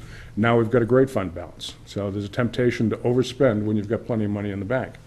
But we didn't think that was the appropriate thing to do. We thought you should be looking at not only what you have in the bank today, but perhaps what you're going to have in the bank 2 and 3 and 4 years from now. So take a little bit more longer perspective in looking at what your fund balance is likely to be as a percentage of the operating budget. So that, again, is more of the longer term, you know, prism, if you will.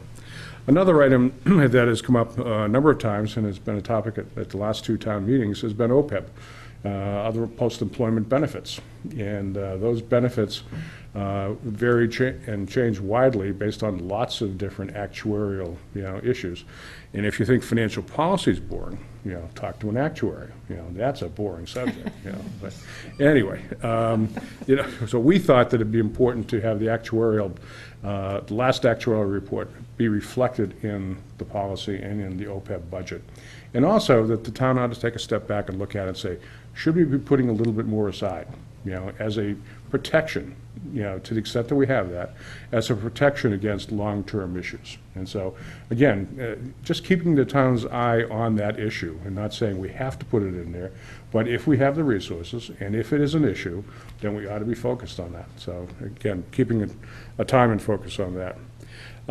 Additionally, on capital items, you know, we thought that the whole idea of a long-term capital asset plan was an important one. And we have a capital outlay committee, does a terrific job of looking at all the capital costs that they see on their radar screen.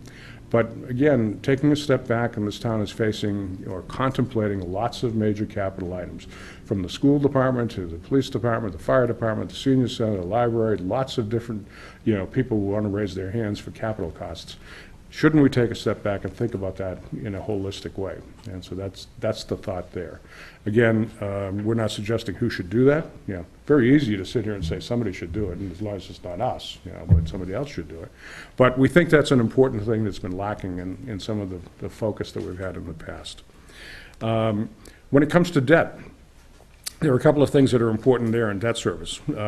One is, and this is a very technical item, but as we looked at, you know, the debt service ratios that we have, and we talked to rating agencies about the policies that we have, it became apparent that they look at our policies and they like what we're doing. They think the town is very well managed, and they think that the attention that the town pays from the town administrator through the Board of Selectmen and Advisory Committee is well placed. But as it relates to a ratio that they use, they look at the relationship of total debt service payments over a 10-year period to the total amount of a debt issue. And without getting into too much technical, you know, jargon there, the simple way to look at that is if you never borrow money for more than 20 years, you'll always be within their guideline. And so the suggestion was that we adopt a 20-year convention unless there's a need to do something different. But all else being equal, let's look at it on a 20-year basis. The other items that we had in the debt service area were, you know, again, just calling attention to the fact that we should be looking at what the rating agencies think is important. And from time to time, just check in. You know, what do you guys think is important? How are you measuring municipal finance? What issues are you finding should be attended to? And we should be trying to adhere to those ratios. And then the last item is this non-excluded debt. You know, to the extent that debt service is burning off on debt that's included within the operating budget, you know, that's savings in reduced debt service. You know, right now we're holding as a reserve in the town's coffers, and it's being held in fund balance. And we're suggesting it be included in fund balance, but be marked as a reserve. from the source that it came from. And that those funds be used either to do one of two things, either to reduce the amount of future borrowings or to reduce the amount of debt service on future borrowings. So we're trying to identify it and try to identify how it's used. And lastly, we said, gee, none of our financial reporting right now conveys that back to the town.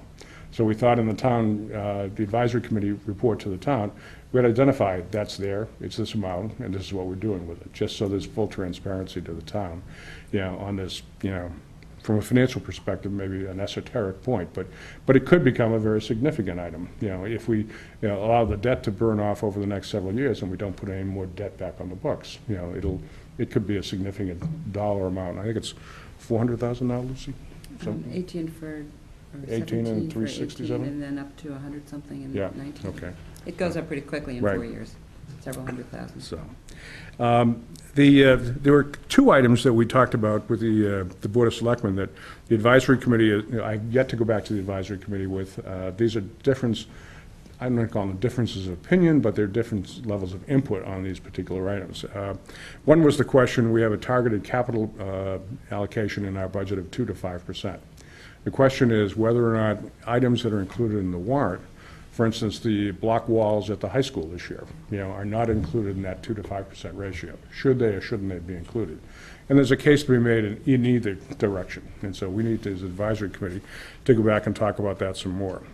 And then there's another item, when we talked about the forecast, the advisory committee had initially thought that we should be looking at the expense levels in the forecast based on historical levels of expenses. And we've come to understand, after talking to you and to others, there's a lot of reason not to look at it that way. And there's a lot of policy reasons and a lot of negotiations that are driven by that forecast that would probably make it prudent not to include historic rates, but just to use the 2% rate that we've been using now, or more importantly, to allow the town administrator's financial budget guidance for a given year to be reflected in the forecast. So we were going back to our colleagues on the advisory committee and talking about that.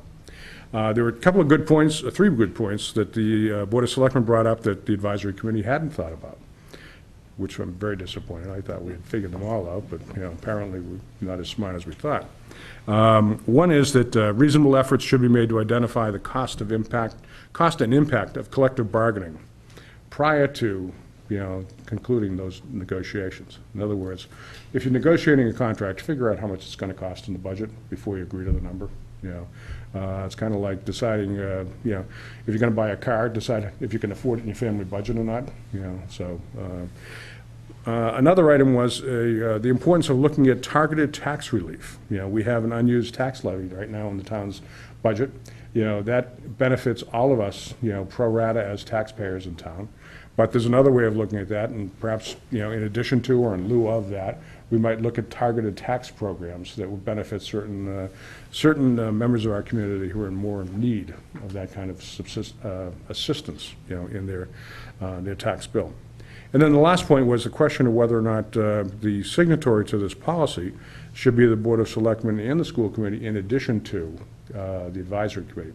And I guess after a review, and Lucy had done a lot of this work, trying to look at how it's been done in the past, it appears, at least to me, that while there's never been a literal signatory from all 3 bodies, there's always been a tacit agreement from all 3 bodies. And so whether it's in form or function, I think it's important that the function be there, that we all agree. Because, again, we all want to buy into this policy. It's something that we're all hopefully living with, and it's for the benefit of the entire town.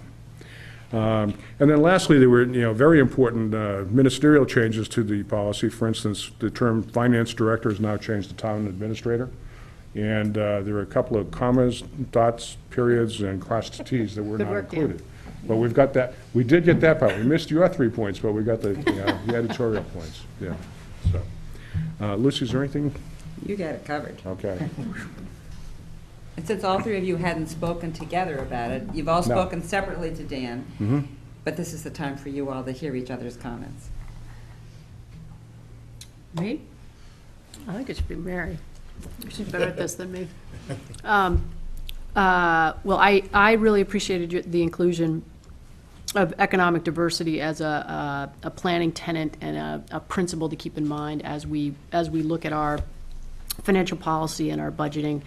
You know, I think it's something that we all intrinsically believe in, but to state it, I think makes, when you pick up that financial policy, it's on the first page, it's the first part of what hits you when you think about, you know, what should these numbers mean, what should they look like? And so to me, it was really important that you all reflected that, and I appreciated it. You know, it's been a while since I've gone back to read the financial policy, shocking as that may seem. But I also appreciated the cooperative language and sort of the set of expectations, and we should all work, you know, to achieve X rather than kind of a prescriptive document. And to me, that reflects the necessity that sort of the three main bodies, the school committee, the advisory committee, and the board of selectmen, need to work together to manage the finances of the town. Targeted tax relief is something that we've all spoken about, and is something that I know Tom Mayo has worked with Gene Montgomery to pull together a series of proposals that we now need to evaluate in terms of cost, but I think it's something that we're all interested in moving forward on. You know, you may recall when we voted the budget in this room, the revised budget as approved by the advisory committee, I think, again, all three of us spoke about our concern with respect to the use of fund balance, even fund balance in excess of the parameters established pursuant to the financial policy, and really the need to be thoughtful about how and why and when we make expenditures from, you know, sort of that excess savings. And again, I guess lastly, two more points. I do think that the forecast is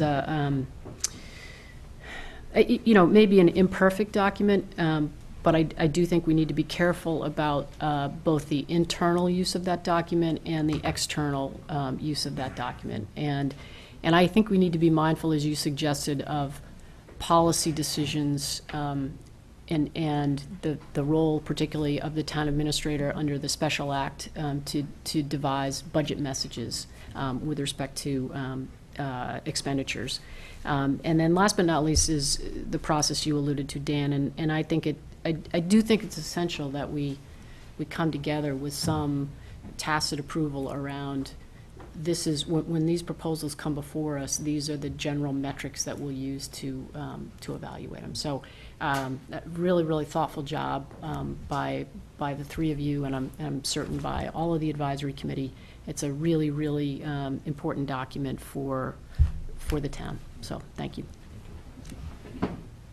Yeah, thank you not only for undertaking this work, but thank you for taking the time to meet with us individually, to listen to what we had to say, for meeting with the school committee. I was the chair of the advisory committee the last time this was undertaken, and I think one of the things that you find with this policy, I'm glad we're not Weymouth. I mean, I don't think we want a 150-page policy that says we do this, we do that. I think it strives to kind of give us some guardrails in the road, but, give us a little bit of latitude. And I think one of the things that we keep hearing from the rating agencies, and, we talk to them every year and they reaffirm our bond rating, is the steadiness and consistency of how we operate in Hingham. And so if we had a really detailed financial policy where every year we were having to change a lot of different aspects of it, I think, to Karen's point, the external world would sort of feel like maybe we're shifting a little. That's particularly important for me right now because we've had a significant change in leadership. And I think the town of Hingham, particularly to the rating agency, given that we have a lot of large capital projects that are under consideration, I think the rating agencies want to see us keep moving in the same direction we're moving. And I feel like any big sort of deviations, this would be sort of a difficult time to do that. So I appreciate the thoughtfulness about, to me the policy sort of says, what do we want to do? where I think the policy boards kind of figure out the how do we do it. So we need a long-term capital plan, absolutely. How we do that, we'll figure that out, and we're not going to do that in a vacuum. We're going to do that in a collaborative way. To me, what as you're looking at the policy, you're saying, based on some new things, what do we know? So, for example, the excess fund balance, that has changed significantly in 3 years. So I think a point of view on how we treat that is appropriate. And I think, again, the rating agencies would look and say, well, gosh, there's Hingham being forward-thinking again. There's Hingham saying, let's think about that. The question of whether, as we look at the amount of money we devote to capital, should it include money that's funded through warrant articles and debt? Maybe we're at the point right now with capital where, we do want to contemplate that change. I would observe that if we're doing that, I think it essentially means that we are allocating more of our collective resources to capital. So it's a greater investment in capital.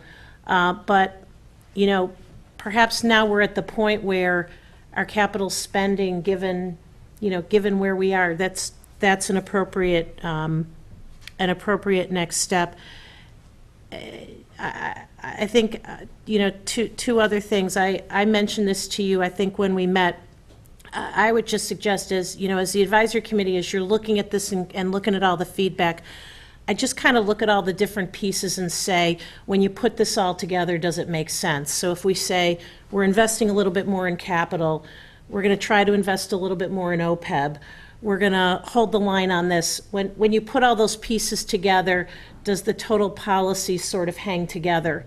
And the reason that I say that is that I think we're going to have a little bit of added financial pressure over the next couple years because as our revenue growth is slowing down, and we're on the horizon of looking at all these capital projects. I mean, I've said it to people, so, through some great work that Dan and some of his advisory colleagues did, we have conservatively $50 to $80 million of capital projects that we're thinking about. You'd go Foster School, couple of fire stations, town hall, library, you add all these things up, the wharfs down at the harbor, you get to $50 to $80 million.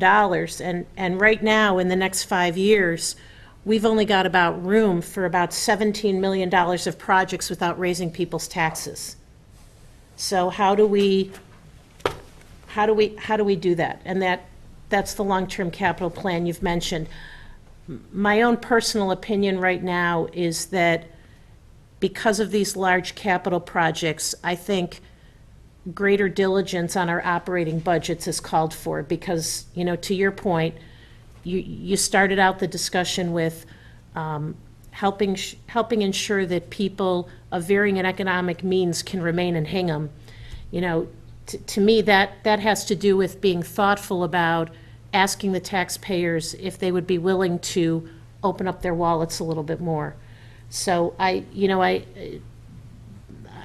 like the direction this is going. I appreciate that you've listened to some of the feedback on, the mechanics of the forecast. I won't, I tend to agree with where Karen is coming from. And, I would also ask as you're closing this down to sort of take a look and again, think about,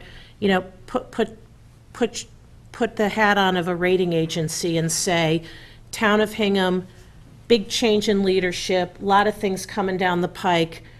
Does this financial policy seem like we're kind of going down the same road and, maybe just sort of bending with the road a little bit?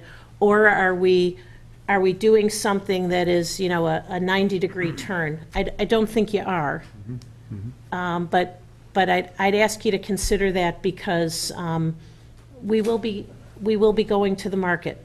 We will be going to the market in the near future, and what they tell us is that the consistency of our management practices and the quality of our management is of paramount importance to that bond rating. And we feel a special custodial responsibility to that. Thank you. Wow. I sit between two former advisory chairs. Very sharp, and nothing I say is going to be insightful, although as we stood at the high school on Saturday, we both saw somebody I liked very much walking away, and I said to you, I don't want to price that guy out of this town. He adds value, and I'm very sensitive to that. You know, prior to coming here tonight, there was a long telephone message from a woman who lived in this town many years, worked for this town many years. She got priced out of the town, and she was in dire straits, and I'm thinking to myself, oh, man, what do I do?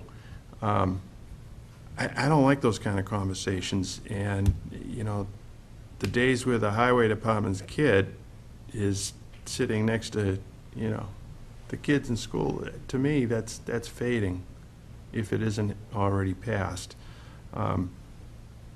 I believe in spending money extremely carefully, and just because we want something doesn't mean, you know, we should necessarily incur the debt to get it. So I sign on to what my colleagues said.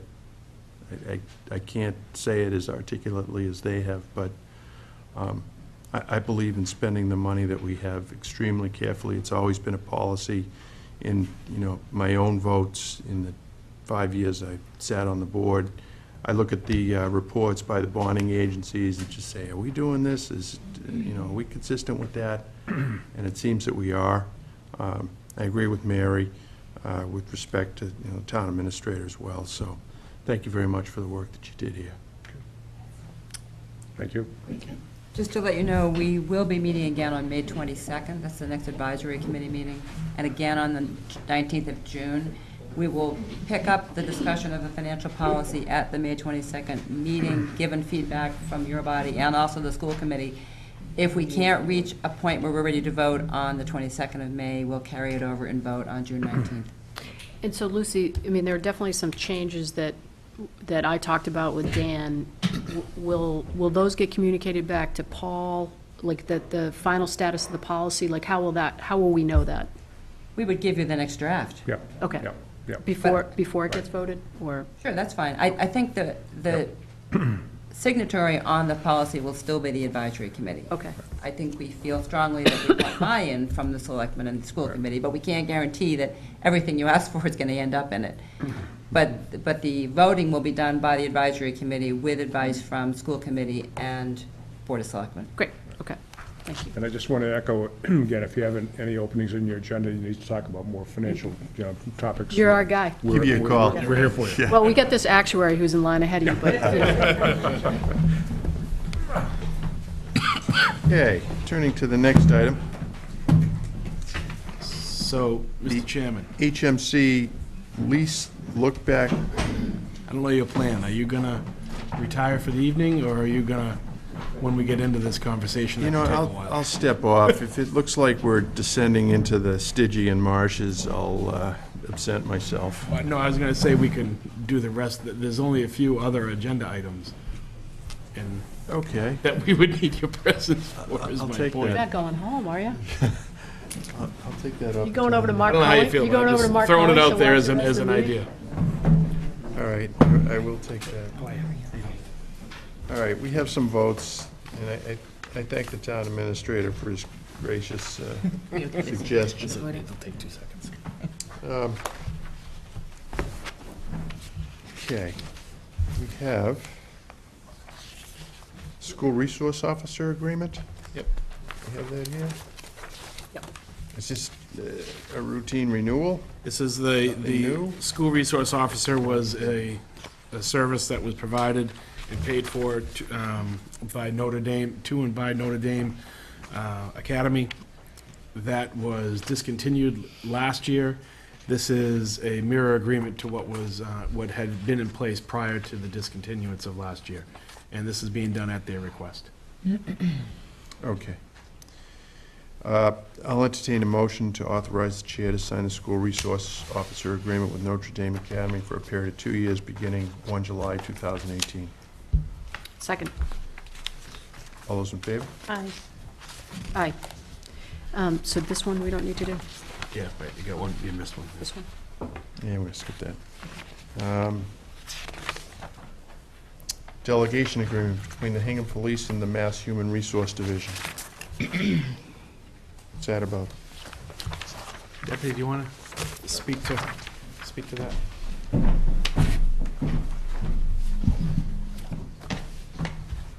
Evening, Deputy. Good evening. David Jones, Deputy Chief for the Hingham Police Department. The delegation agreement is between the town and the Human Resource Division of Civil Service. So they offer, it's for promotional purposes only, the 2 exams for police lieutenant and police sergeant.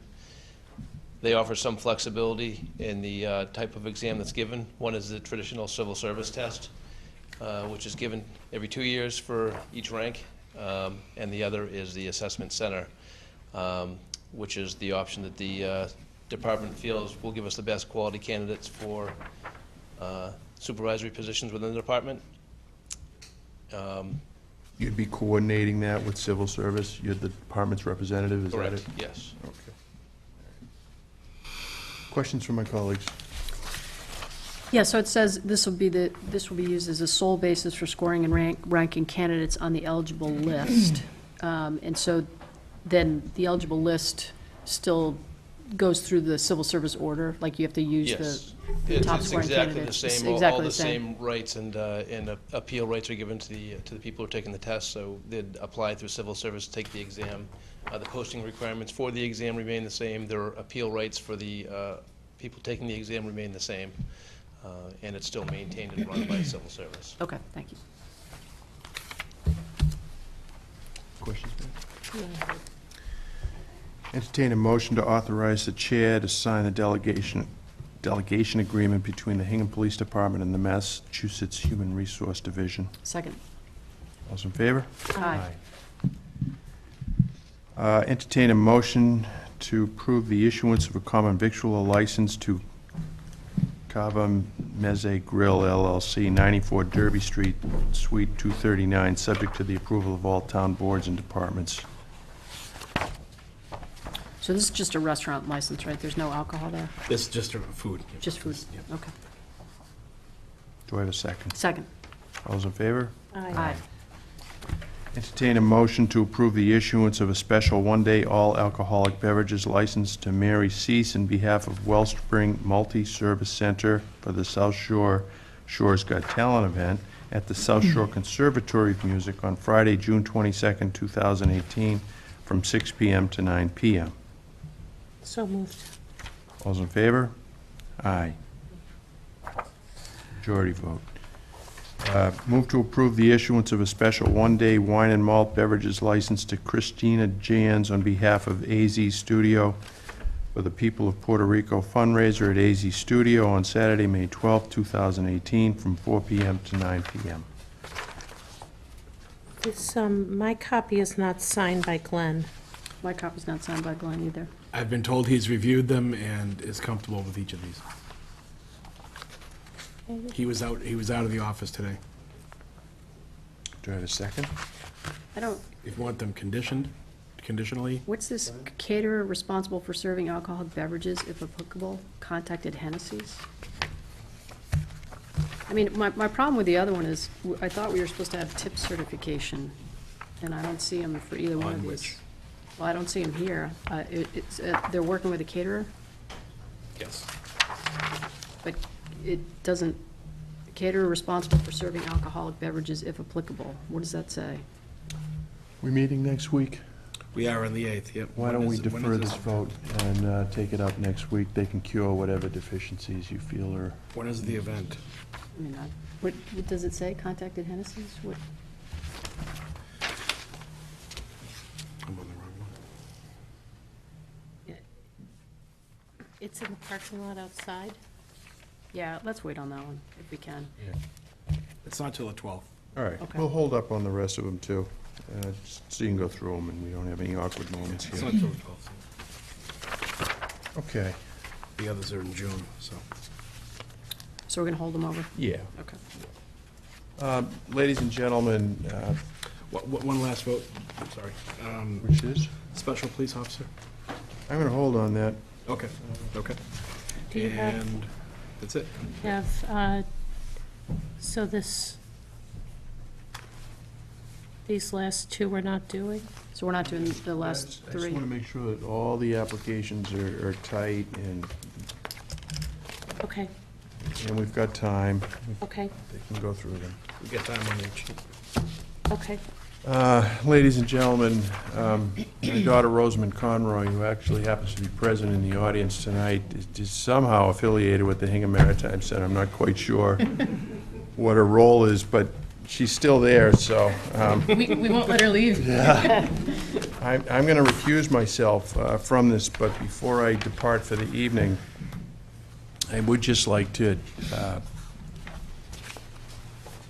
I'd like to offer congratulations to Jeff Handrahan. Jeff and I went to high school together. I've known him for, 45, 50 years. He celebrated or marked his 40th year of town service recently on the Hingham Highway Department, now known as the Department of Public Works. Anybody that serves in town that long deserves recognition, and it's especially pleasurable to do it, to extend that to somebody that I know and like. So congratulations to you, Jeff. Thank you for the hard work you've provided to the town over the decades. All right, good. Let the record note there was applause. Yes, note for the record, applause. Ladies and gentlemen, 3A Task Force, Summer Street Corridor, we're going to start unfolding the messaging to the public. Deirdre Anderson's done a stand-up job working on social media presentation as well as numerous other facets of this effort. So on Summer Street, starting shortly, one lane in each direction. It's a pilot program. We're going to measure things, see how things go, and hopefully it will bear out to what the model says and we can go on to the next phase. I'd like to congratulate Mary and Mary Power for re-election, Judy Sneath being elected to the planning board, Chrissy Roberts, Megan Buer, Al Chambers, Kerry Nee, Libby Lewicki, Jim Watson. Jim Watson, I was thinking of the opposed people, but, and anybody I left out, congratulations to Megan you. Buer. I did, I Oh, you got her, can't. yeah. Because I thought that the level of civility was positive. I think it's reflective of the class this town shows, in these local elections. And I'm glad that my fellow residents showed what they're made of last Saturday. So thank you very much. I'll bid you good night, and I'll see you next week. Thanks. Okay. Okay. You're back. So I'm back for this event. So the item, as Paul mentioned, we're going to do a look back on the HMC lease. And just by way of context, in December of 2016, the town entered into a 30-year lease with the Hingham Maritime Center, and one of the provisions was to call for a look back on both the lease and a memorandum of understanding. We looked at that, and given that in the January-February timeframe we were engaged with budget and warrant articles, made the decision to hold off to make sure that this topic got the attention and the focus that it deserved, and also that other town business as well. So we apologize that this is a little bit later in coming into a public session, but tonight we're here to do that. I appreciate everybody coming here today and sitting through the rest of the meeting. I think what I might suggest, we've got a lot of different people in the room. Nancy and Peter, welcome. What I'm going to suggest, I think you've got a little bit of a presentation for us. So I think we'll maybe start off with that. There are aspects of the lease. The lease actually calls for a certain amount of reporting, and this is actually a copy of a 337-page document that contained all of the different things that are to be reported. We're not going to go through every single one of these tonight, but we do have a lot of this information. I've also gotten a statement from the head of HHSRA that I was asked to read into the record at a certain point. So we'll have a little bit of discussion here at the table. We have council present if needed. We will open it up for public questions, comments. With that, Nancy and Peter, maybe if you can start out, and I know everybody in the room knows you, but people watching at home may not, so if you could maybe start by introducing yourselves. Thank you, Mary. I'm Nancy Kerber, and I'm president of the board of the Hingham Maritime Center. I'm Peter Dolphin. I'm a trustee, and I'm the co-chair of the Capital Committee. As evidenced by a 300-page report about what's going on down at the Hingham Maritime Center, we have a lot going on down at the Hingham Maritime Center. It's a vibrant, thriving place, and we'll talk about at least some of what's going on here tonight. So part of this is a review of what happened in the last calendar year, the 2017 season, down on the wharf. We saw continued growth down there, and last year's new lease with the town allowed us to expand on our grassroots origins and continue to get so many kids and adults out onto Hingham Harbor and enjoying a variety of boating experiences. I will not review in depth our programming other than to make some highlights about some of the new programming we've run and some exciting moments within the programming. How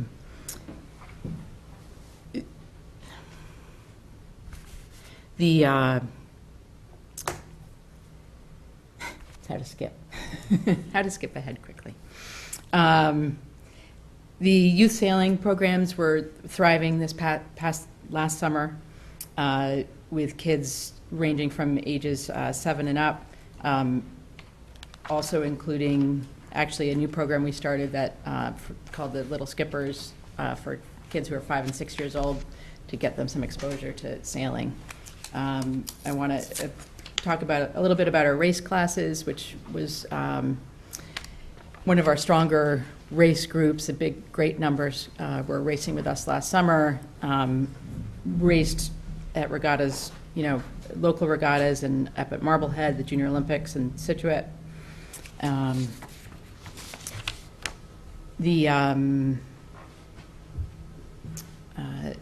One exciting thing we did with the venture class in our sailing program was take them out on a big boat sailing day. They had an opportunity to go sail on larger cruising sailboats with members of our board. A number of our board members brought the kids out on the boat, and it was a great day and a great day for them to just see a different kind of boating than they get an experience in an Optimist or smaller boat. On the rowing side, our youth rowing is also thriving. We had over 400 registrations in the youth rowing over the seasons. Also working there to work into a high performance and development rowing program, working with kids. So that's on top of our middle school program, working with kids from grades 8 to 12, both during the year and during the summer.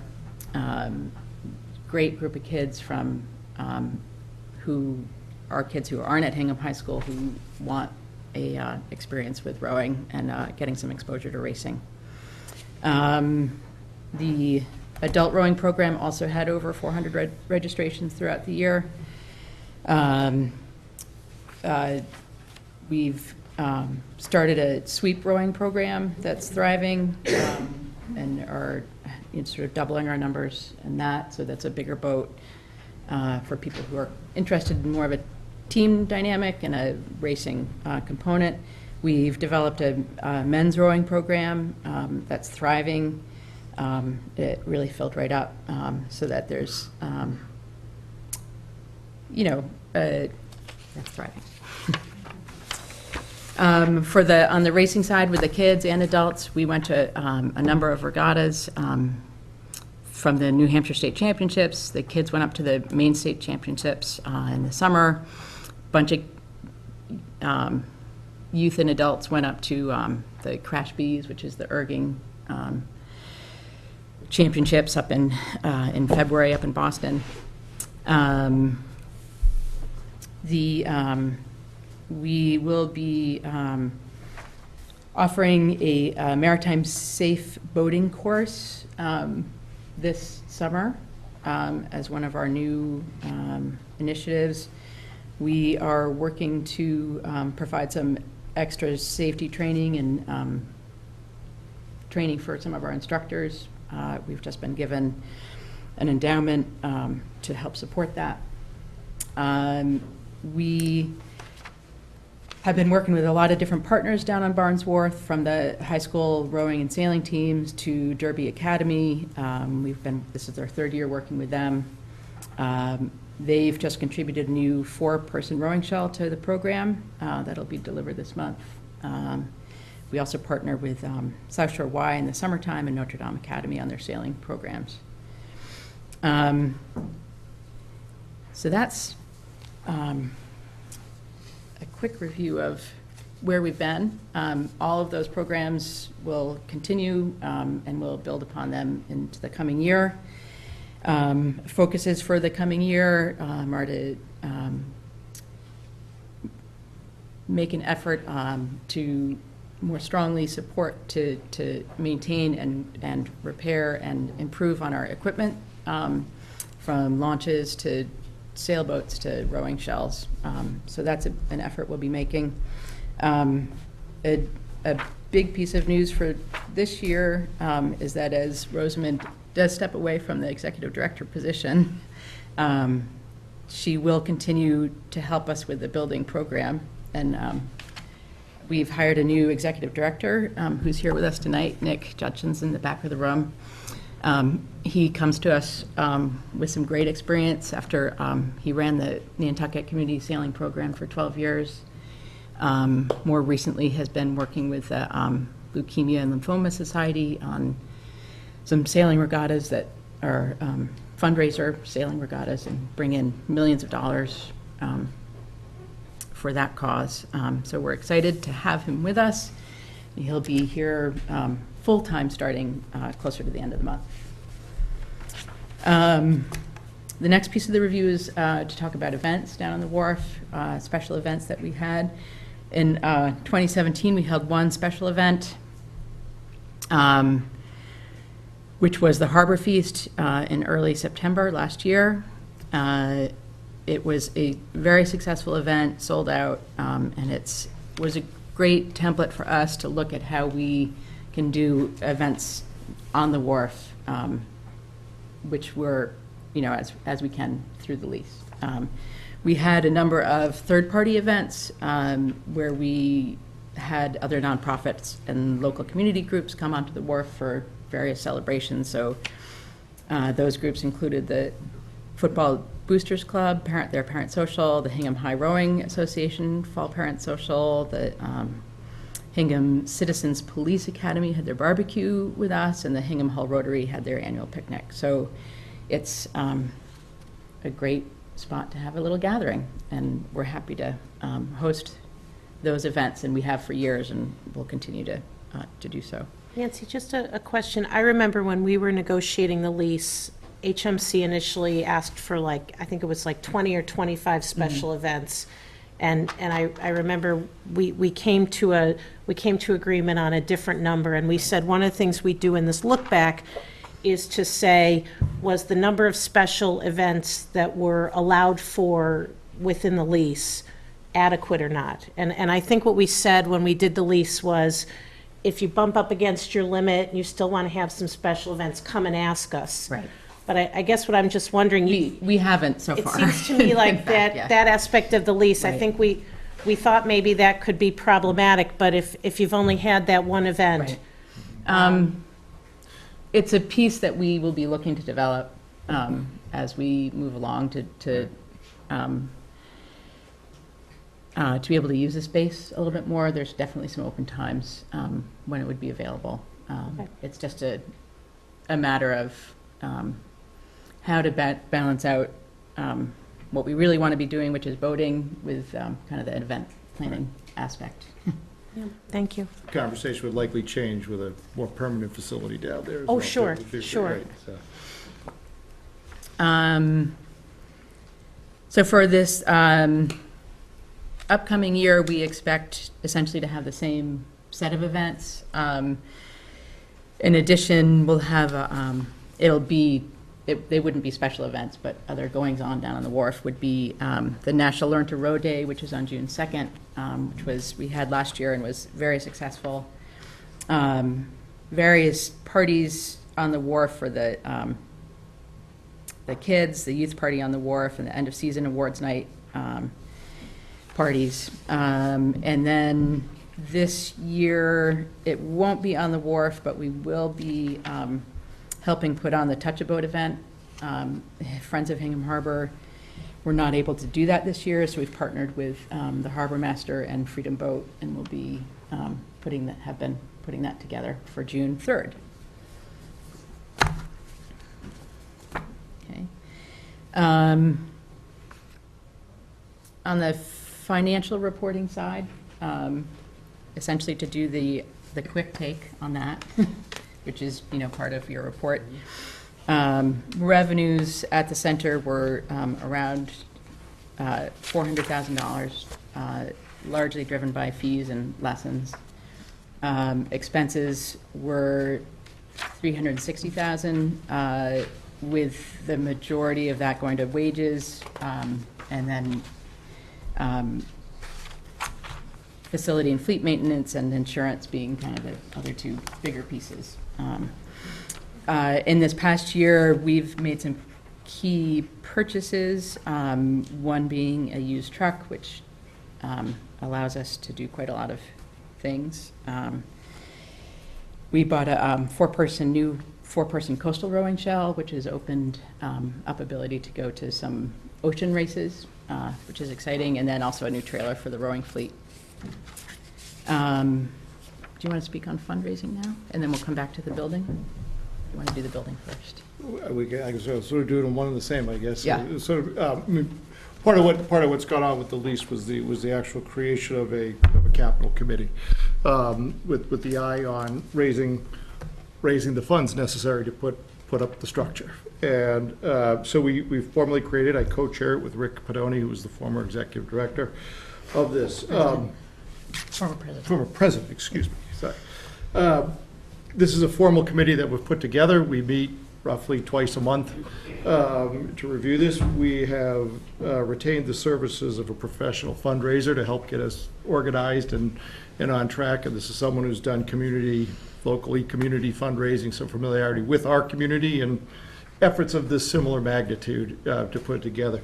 In addition, adding Nick to our staff, Nick has a bent toward fundraising, so we have sort of two levels of professional fundraising that's been added to help us along with this thing. To date, the raise has been approximately $75,000, $80,000 that we've raised and collected at this point in time.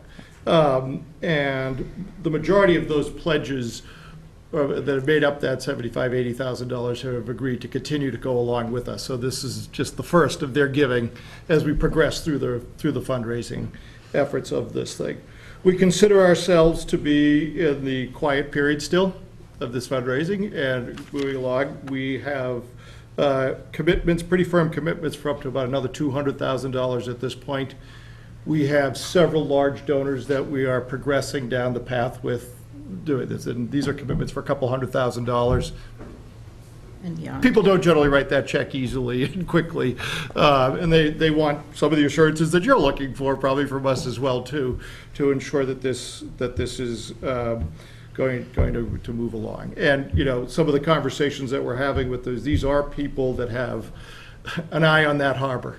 And, you know, they have the same type of questions, I think, that a lot of people in the whole town, you know, what is the status of the wharf? And, you know, will this be able to host a building like this on there, and the structures and the questions of Route 3A and all the other things that are going along with this that I think we're sort of attached at the hip on as we move this forward. We do anticipate being back in front of you in June with a progress report on this, with an eye on and our quota, as we're pointing towards December, having a good chunk of these funds raised, you know, to meet up with the guidelines that you guys have put forth in the lease. Hopefully, the warrant article last week to petition the MWRA for the sewer.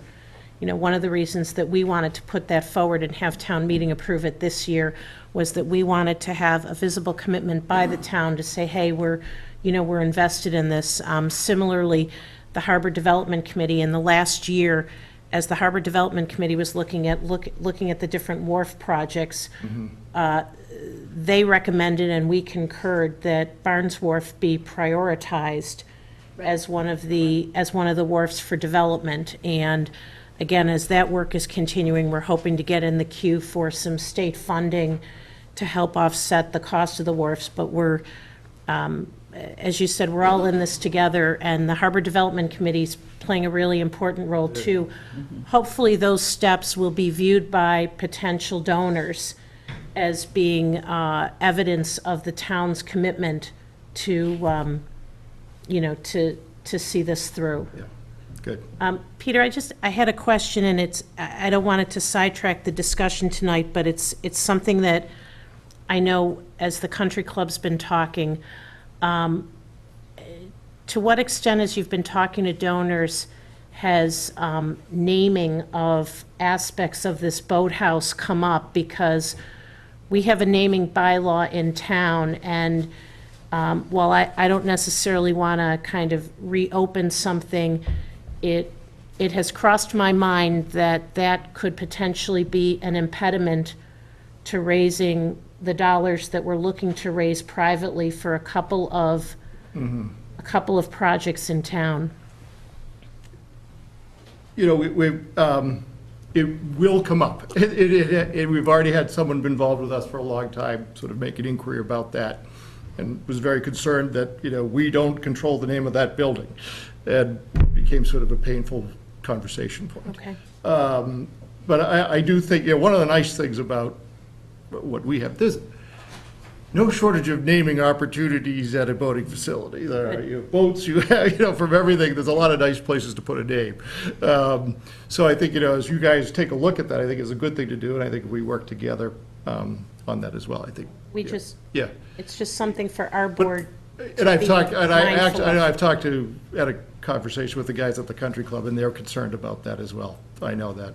Well, it's sort of uncharted territory for the town. It is.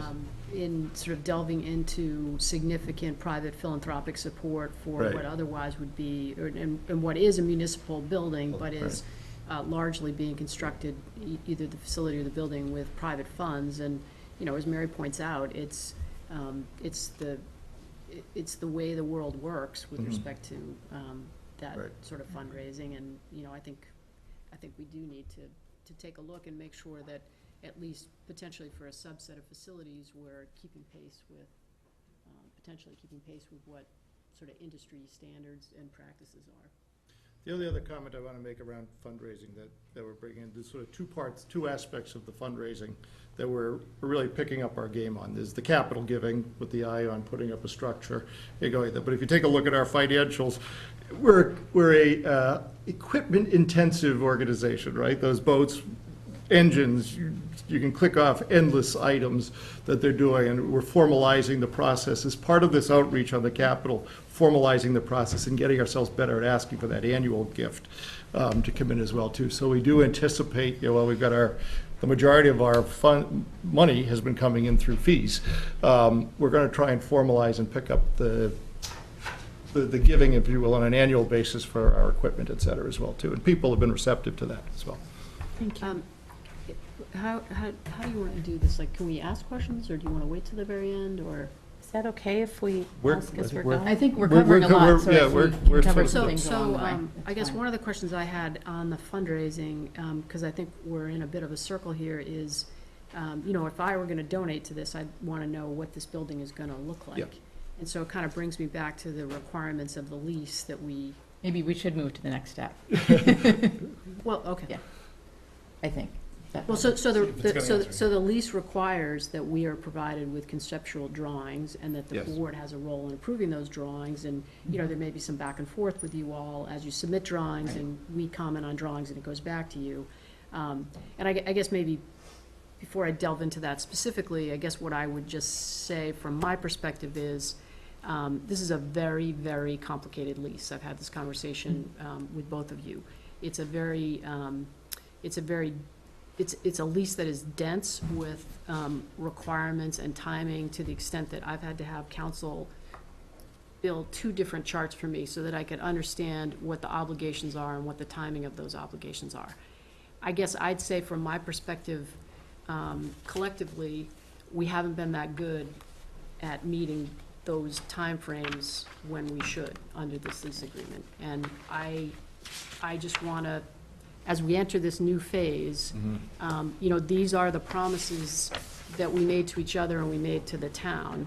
And part of that is timing. And so I come back to the conceptual drawings, right, that I think were due to us in December. Right. Right? And we had to sit down and review them individually. Yeah, and you with- and I did, yep, we made. And we did with Mary and Tom as well. I completely understand that, but there's a formality that's called Right. for here that we haven't done, And so it's a matter, yes. So the reason for my question is, if we haven't gone through this process where we've said, we've signed off as we're required to do under the lease, jump in here if I'm going astray,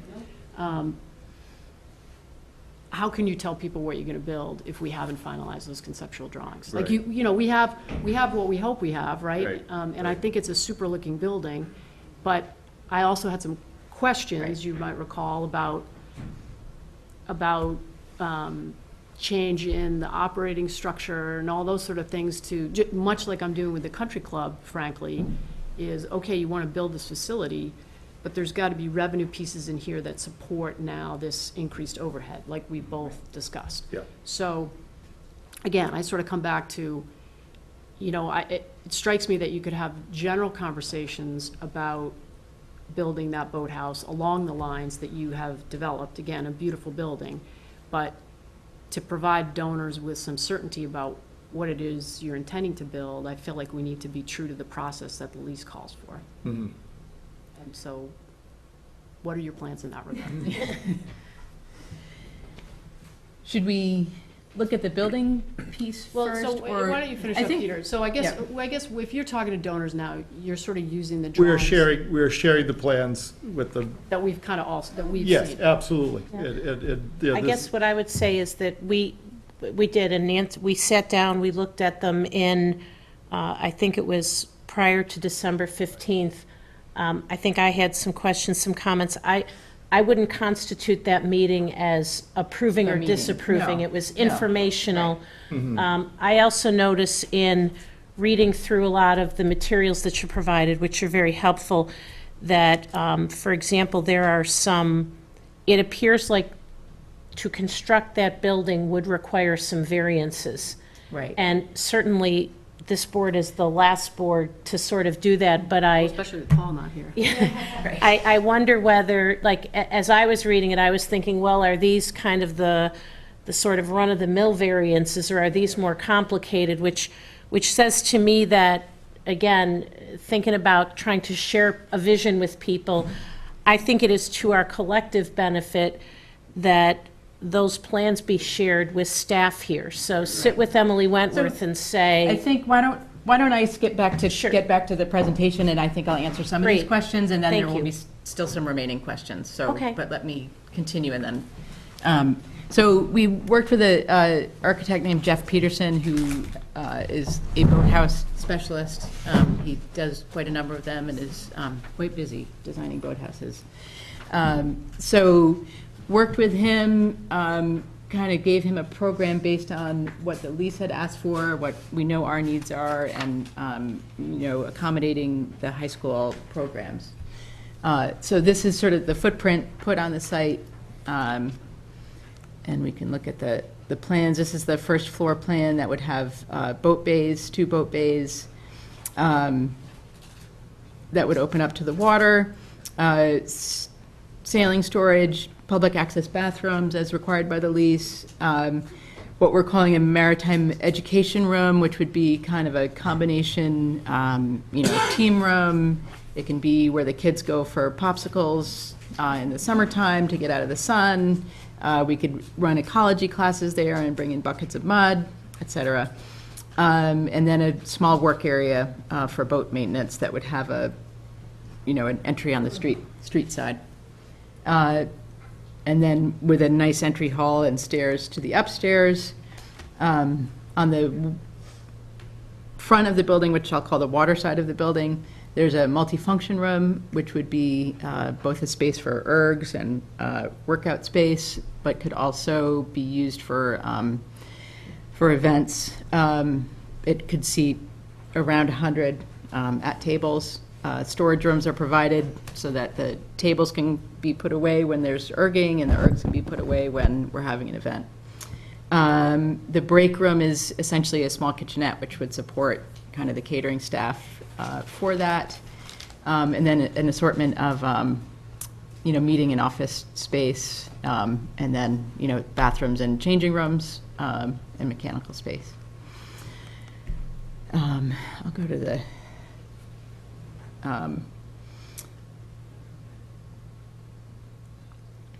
the exterior reviews. It is a good-looking building, which we think fits in with the waterfront. This is from the water side. So we'll leave those up for right now. We did have what we called a pre-construction meeting with the town on March 21st. Okay. Where zoning, Emily Wentworth was there, Mary Savage Dunham was there, the police and fire chiefs were there, Mike Clancy from the building department was there, conservation,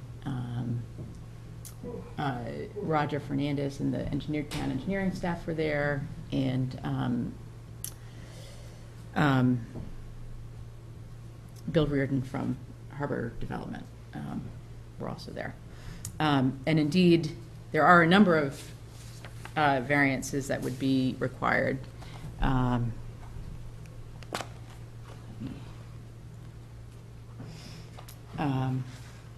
Which there's, I think there's dimensional variances. The height would be, I think, the largest concern. It's hard to fit in the programming that we're looking to fit in to accommodate all of the needs we're trying to accommodate there, without going to a second story. Are you in a historic district there? No, but we're official and open space with a harbor overlay district, which is the key piece that would limit the height. As you and I talked about, and I think you mentioned too, the way the building's laid out, the lease would have to change, right? Because the 30-year Right. lease that you have, this sort of. So the layout in the lease that sets the exclusive use area and the common area, the wharf tapers back. You can see at the base of the wharf, at the street side of the wharf, it's narrower than it is on the water end. And the exclusive use area tapers with that, but we have a building that doesn't taper. So I think that there's going to be some components that of the wharf work that's going to affect that conversation as well. Okay. So I think it'll be important to look at all of those pieces that are happening together. My recollection when we talked about this in December was that the idea would be that we would sort of shift that Right. public access area, so it wouldn't be we would reduce the Right. amount of public access space, it was just be shifted a little We bit. could shift it around, absolutely.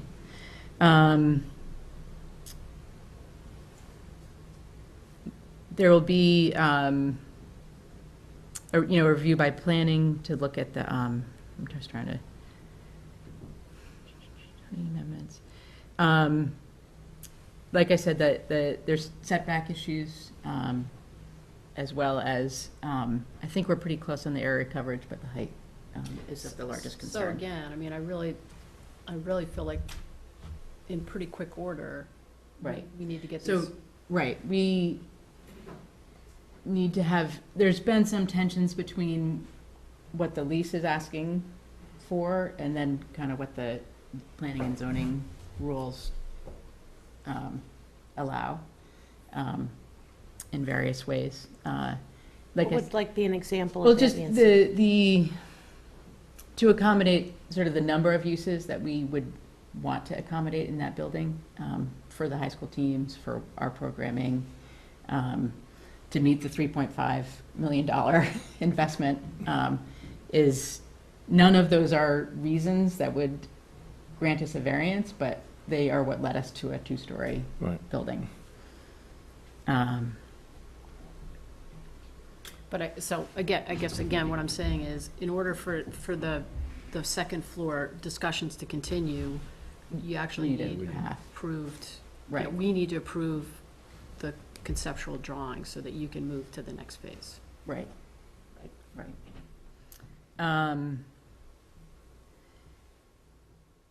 We'll have site plan reviews, we'll need parking waivers, particularly for events. We have some early schematic parking plans, but given the work on the wharf and the 3A. And the 3A corridor, the sort of the shape of the lot isn't totally fixed, so we're not, we will continue to develop the parking plans sort of hand in hand with those. Makes sense. And then there will be kind of the handful of state requirements for, Chapter 91 licenses and et cetera, but while they take time, they're, I think we're on track with those. And do you have any sense on the timing of the application to the MWRA for the sewer hookup? So we've appropriated the funds. Sure, so yes, we've appropriated the funds and we will sign a contract on May 8th to initiate the work on an application. It's called an OP11 application that will be submitted by, or be developed by, over the course of a year, by a consultant to put together that application and submit it to the MWRA. So that's going to take about a year to put together. Okay. I believe there's special legislation required too. Yeah, let's do that. I don't mind. Special legislation too? Yeah, so, Good hi, Lord. Susan Murphy, Real Estate Land Use Council. So I guess I'll start with OP11 because that's the topic on the table. Operating Policy 11, the MWRA, is when your proposed site and the building you want to serve is outside of the district. The process is very extensive. It's a very long, extensive. So before you can even file an application, you have to have a meeting with the MWRA to make your case, and then they'll tell you whether they're going to give you permission to apply. So it's not even, we can fill out the application and submit it. And that's why the engineering was necessary up front, because the town needs to sit down and determine what's the baseline information that the town will need to walk into a meeting with the MWRA and make the case as to why this is an appropriate extension. Assuming the MWRA okays the filing of the application, the amount of information engineering then expands. The application goes in, and part of that process is a town meeting vote and town meeting vote to do the extension, and also then special legislation to have the extension of the district approved. So assuming the town kind of gets to the application stage, you'd be looking at a town meeting vote next year to authorize the filing of the special legislation and then filing special legislation. So that's why that's looking at least a year out to Okay. get approval to do that.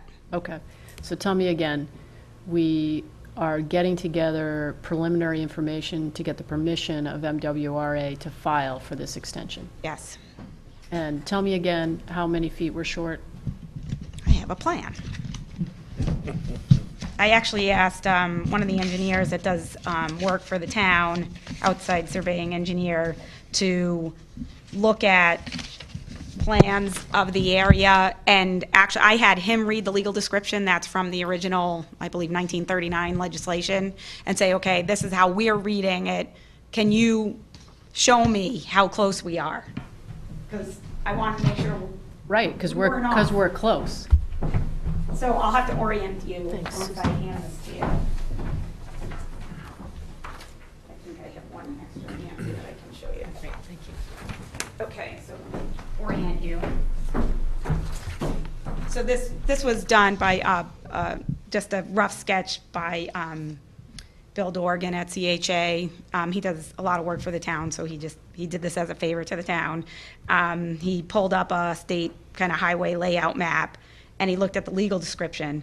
So let me see the best way to turn this. Yes, so if you actually turn it so it's this direction with the highlighting yellow at the top.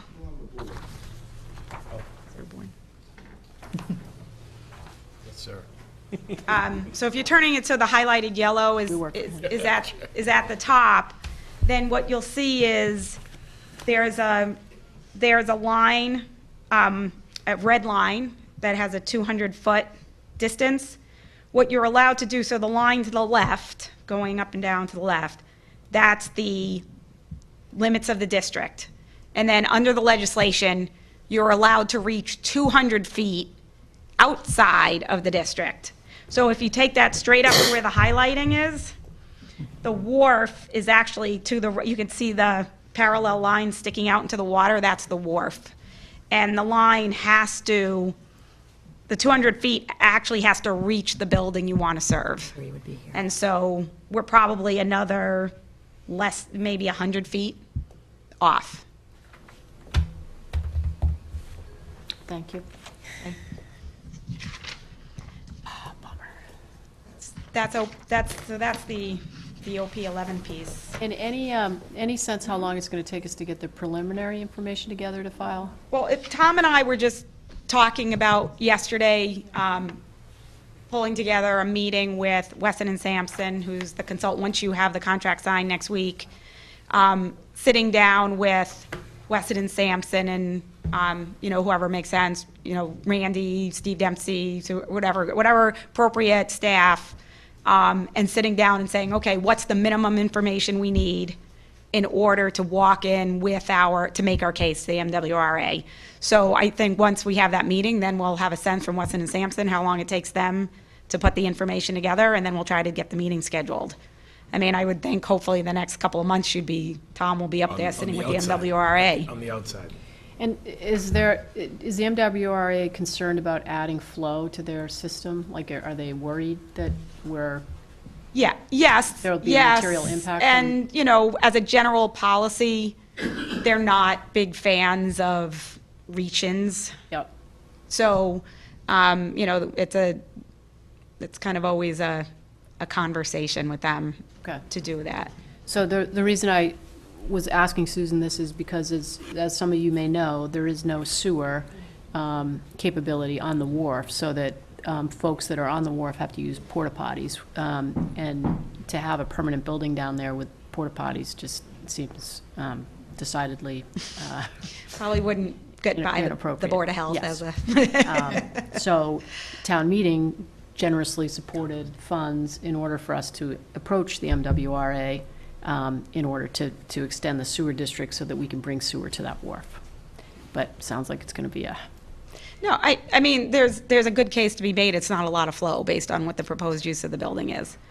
But, we need to put the data together and make that presentation. And we knew that this was going to be a couple of year process, which was why getting getting the warrant article on this year's warrant was the really important first step. Okay. So if you look at the, there's a chart, Susan's put together a chart with all the different milestones and responsibilities on both sides, and we're working towards that with the sewer, but we knew it would be a couple of years. Okay. And then, as Karen had mentioned, I had put together for Tom just a summary of tenant obligations. And, at some point, he's kind of broken that all down, kind of to follow the lease. Yep. So, it may be something you want to walk through just in case it didn't get captured in the presentation that Nancy has made. Right. I just want to know, while you're talking about reviewing the plans, there was 3 or 4 items that were specifically called out in the lease as being, no matter what else you build, you have to include these items. Restroom, team room, secure lockers. Right, and so I don't know if you're going to walk through and see if those get pointed out, if they're on the plan. I will note, though, that I have talked to some of the second floor staff, and they just walk through, and customer service, okay, this is everything you would need to do it. But I believe they've also expressed some caution that the variances are, there's not and I know you kind of just said it in conversation, but there's really not a run-of-the-mill variance. Variances are very difficult under law to get, to justify. There have been there's a few other privately owned parcels on the harbor. They've wanted to build bigger buildings. They have not been granted variances. I would just you might want to think about that and talk about that in more detail, because if you get all the way to the point that you're in permitting and you can't get the variance because it's not justified under state law, you're going back to the drawing board. So that's the only caution I would like to. Yeah, no, and I was sort of wondering, and I think I've made us stray off course here, but I was sort of wondering whether, we may end up coming up with a couple of proposals, just so that, because it a little bit like the lip you heard about tonight, and maybe it is you kind of come back in, but we have an idea of a plan B, because we, as Susan said, we may want to see all these things, but we don't control that. That's the job of those permitting boards. So I think your point's well taken, that we may want to think through, in reviewing and approving the conceptual drawings, what should that look like in order to make the rest of the process move as efficiently as possible. So that point well taken.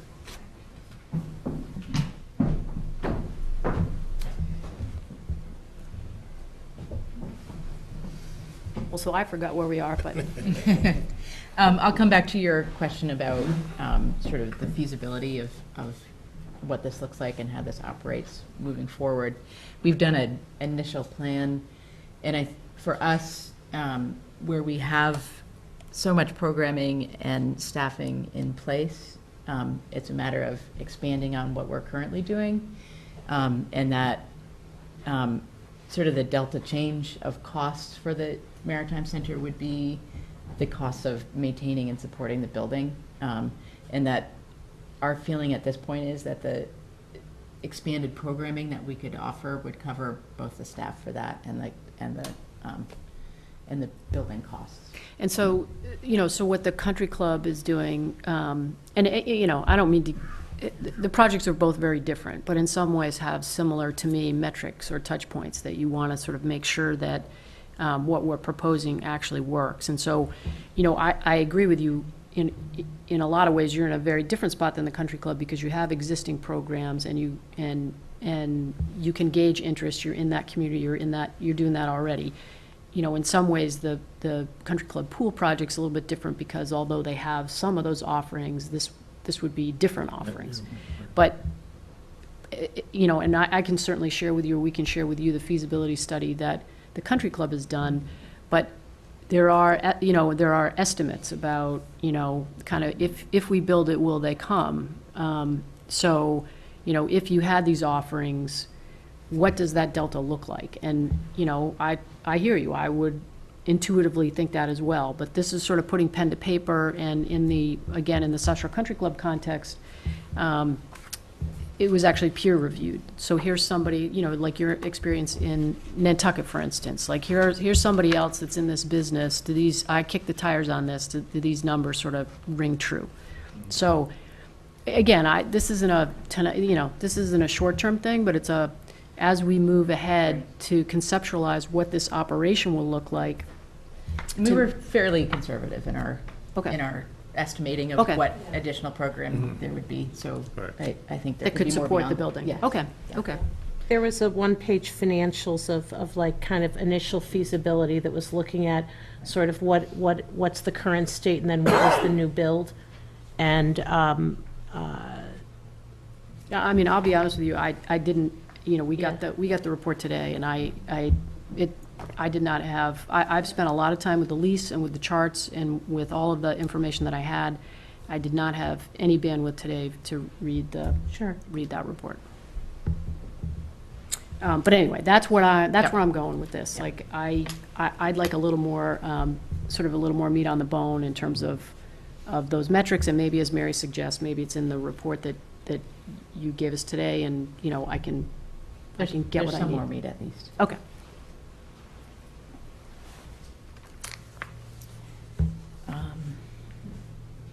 And Nancy, just on that conceptual, I'm remembering that there are public access restrooms. Yes. I'm So- remembering that there is a team room, Yep. and if my memory serves me right, correct me if I'm wrong, but we talked about a secure area for the teams, and I know initially when we were doing the lease, we were saying lockers outside or something, but that's going to be up on the second floor. Is that? At this point, you we have you it were on the second contemplating like being able to store things in a conference room, so. Right. So in this plan, we have it as a locker room, changing room. That would Yep. be, and there's some questions from all of us on that and how you manage that space. Are the coaches having to kind of manage that in a way when they really want to be down on the ground, managing other things? So I think that there's definitely more conversation around just how those sort of secure lockers are provided. Yeah. But in terms of kind of the specifications here, those things that were specified in the lease in terms of are accounted for in this design? Yes.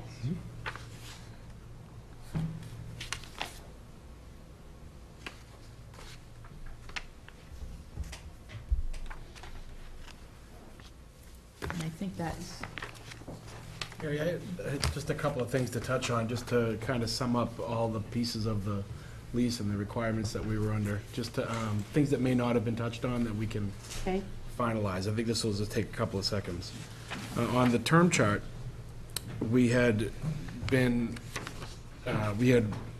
we wanted to make sure that we touched on the landlord and tenant shall work cooperatively to obtain sewer approvals. We've been over that happened.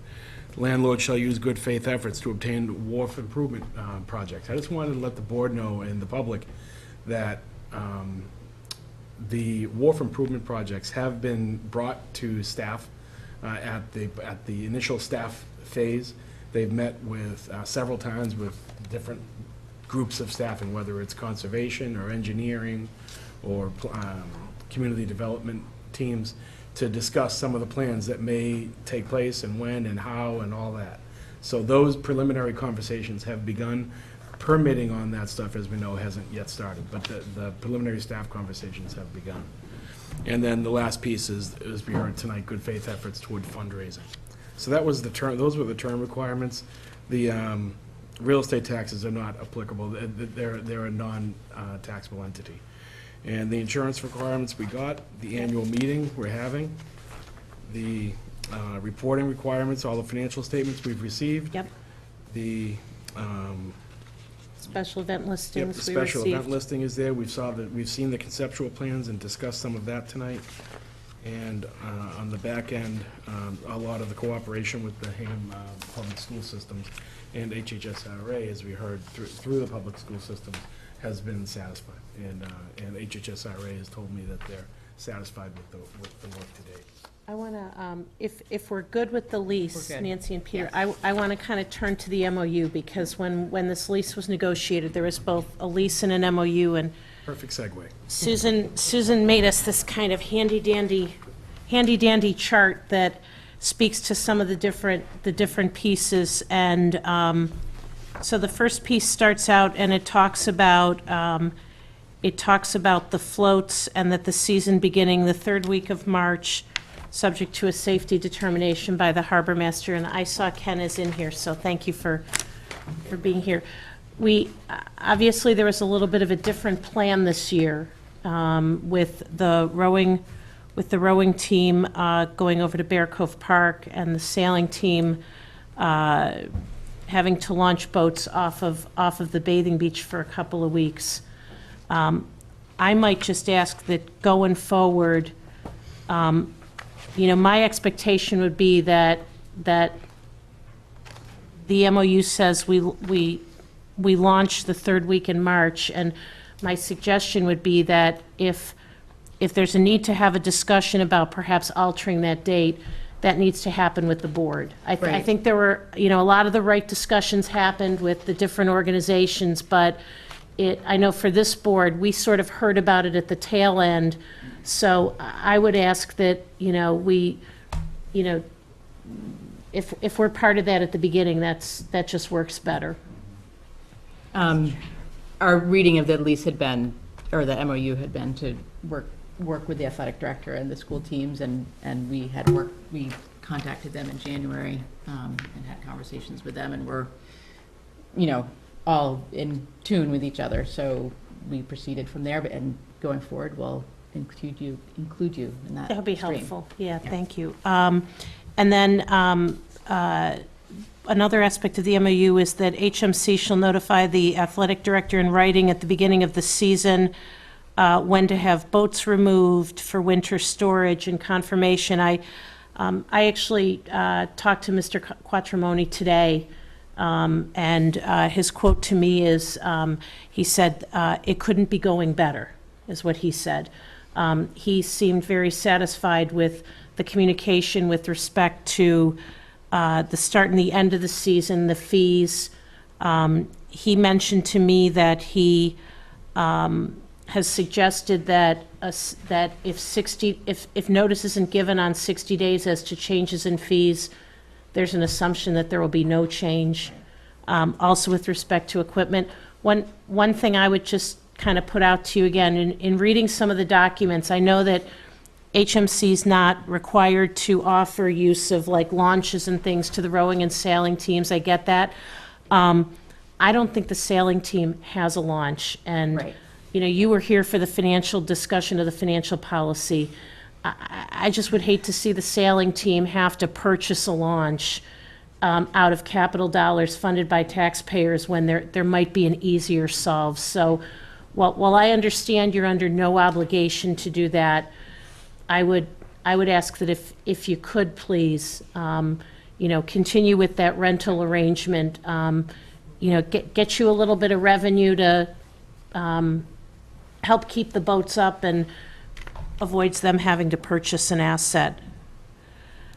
Then there's another piece. All use policies in effect shall be accepted in writing by Hingham Public Schools, each HHS team, and HMC. I would just note that we've got a lot of paper here, but there's a memorandum of understanding that the Hingham Public School System has adopted with HHSRA. I know School superintendent said that. Yep, that you have some use policies. And then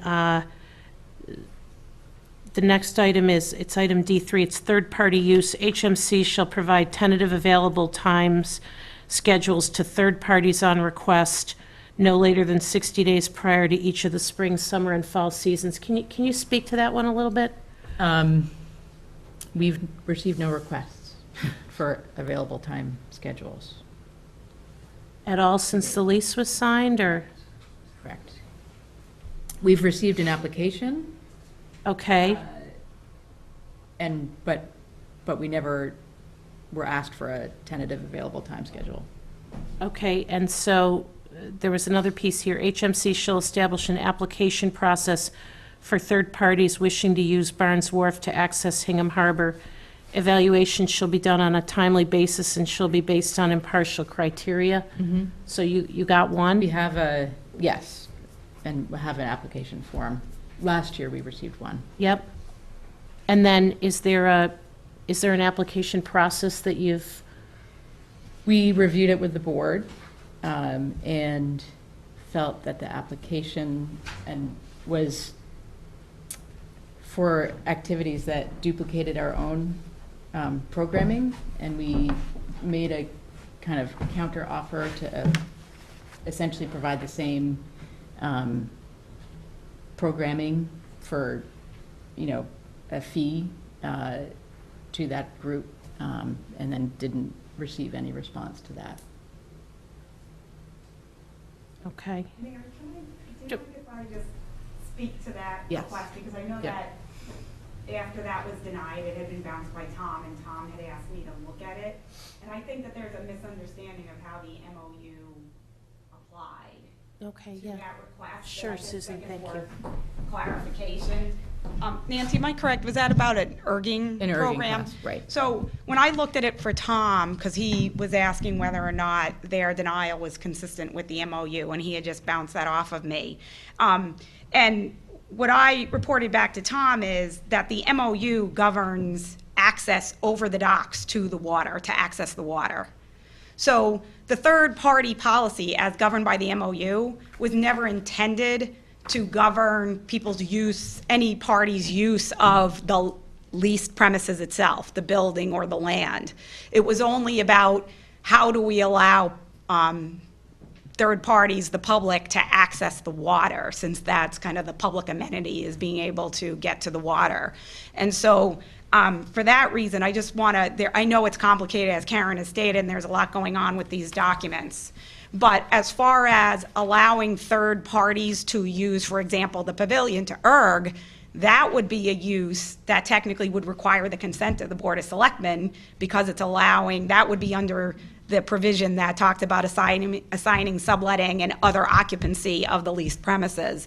So I just thought it was worth clarifying that there's a difference between, I don't know, say Hull created a rowing club tomorrow, and they approached and said, oh, the whole rowing club wants to know if you have any free time and can we access the water from Barnes Wharf. That would be third-party use.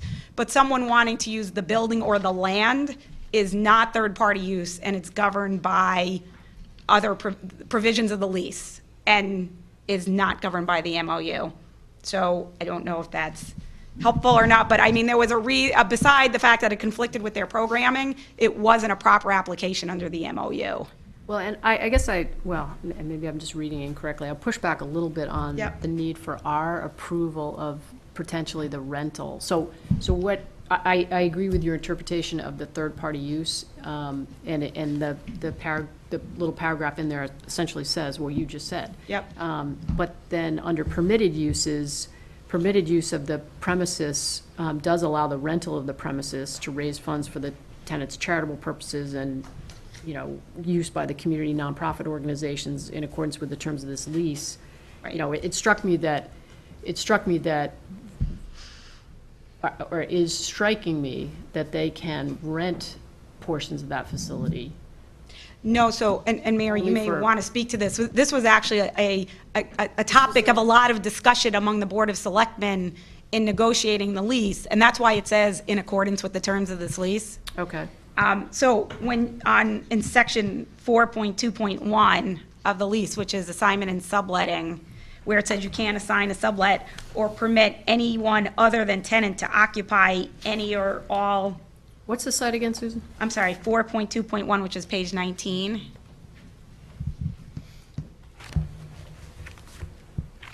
To sign, transfer, mortgage, pledge. So in A, it's typical assignment and sublease, but it also says or permit anyone other than tenant to occupy all or any part of the premises, down 3 lines, without the prior written consent of the landlord. And then if you go to the next page, there's a carve out for the limited use of the premises, which are not special events, by other not-for-profit organizations whose use would be in furtherance of the not-for-profit mission of the tenant. And that was this was very highly negotiated topic at the time.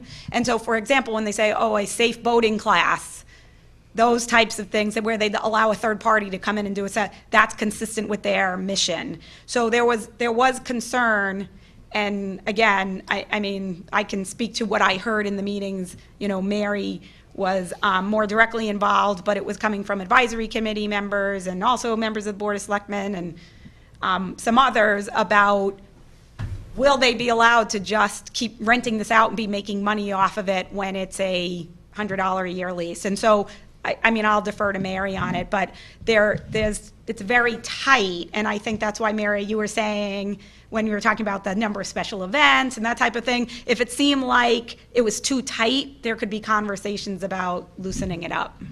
There was a lot of discussion about potential changes to sort of the economic proposition because, you know, it was premised on the base rent. So the idea was that, you know, we didn't want a circumstance, and again, it wasn't being suggested, but we know boards turn over.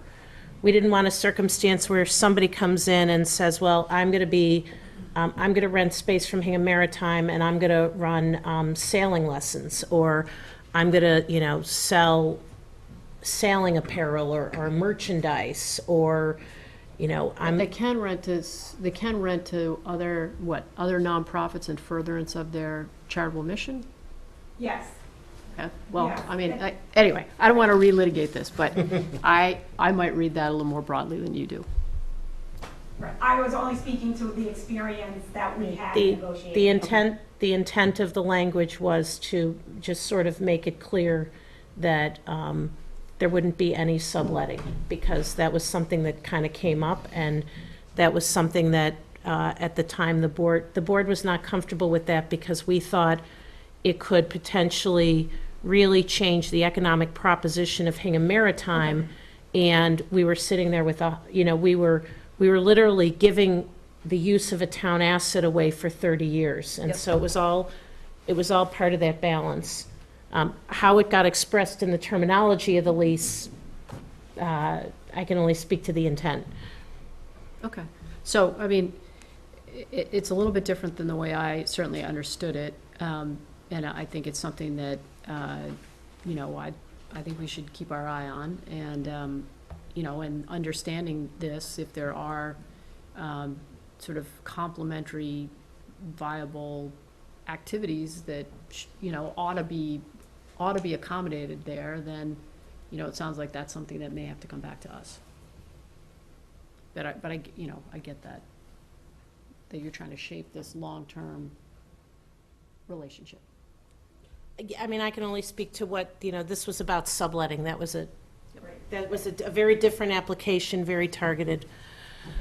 And Karen, again, looking at the 30 years of it, right, there's not a lot to rent out there now, but when it becomes potentially that big building, how much was it going to be all these other activities that were just revenue generating, that were not necessarily just rowing and sailing and maritime related activities? And again, it wasn't, I'm just reflecting what was part of the discussion. I don't have a position one way or another as to what the Board of Selectmen want to allow to have out there. I'm just reflecting my recollection of the conversations at the time. Yeah, and I definitely appreciate that. And I guess, you know, as this sort of moves forward, then the question becomes, you know, to the extent there's downtime there and nonprofit or citizen groups have again, a complementary use that could go on there. You know, we've got this great facility now. What are the optimal ways we can use it? And I guess the bottom line on that is that stuff has to come back before us, right? That's what the lease says. Yes. Okay. Right? Yes. Okay. Okay.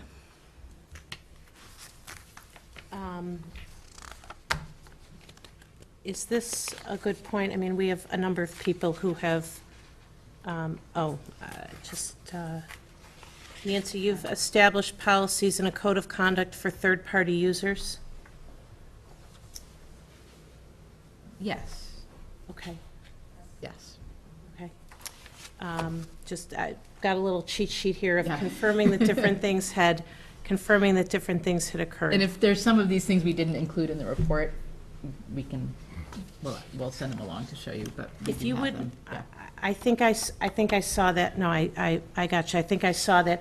I guess my only question would be to make sure that it was consistent with our MOUs. So I think that's maybe a to-do that we just have to have, is that use policy is consistent with any MOUs that have been established from the town of Hingham. That would also apply to the school and HHSRA, because I don't want there to be things that are competing with each other. And I guess the only last thing I'd say to put on our to-do agenda is, and you've noted it, but I just want to make sure that we're going to keep to the time frame, and that is 2.2.1 talks about the Phase 1 term and talks about, as you noted, getting together no later than June 30th to do the formal Phase 1 review. So it sounded like we may have some more information that would come in in June, right? So I guess I just want to, and I will try, to really start paying attention to these timeframes and to try to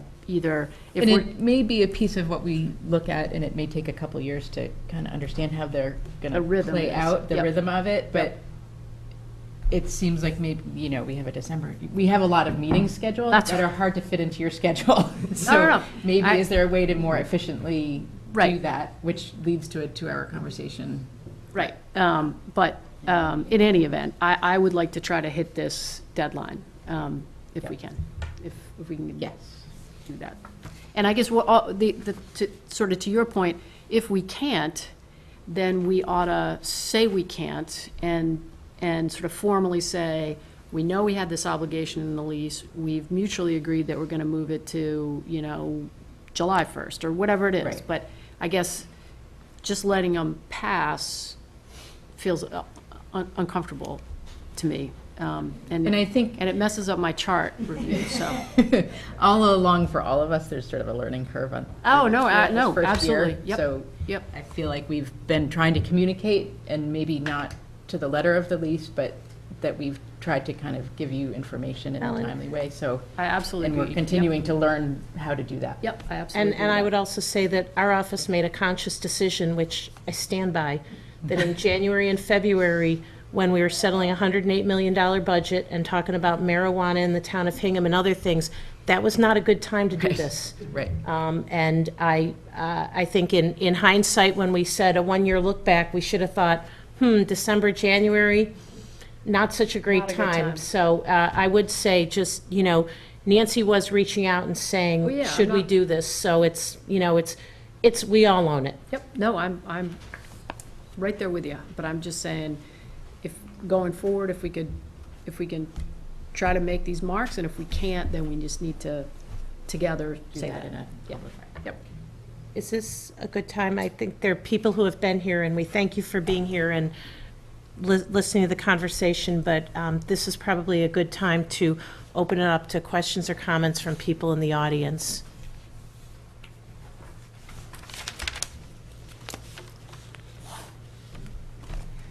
Everyone's worn down. It's quick. Okay.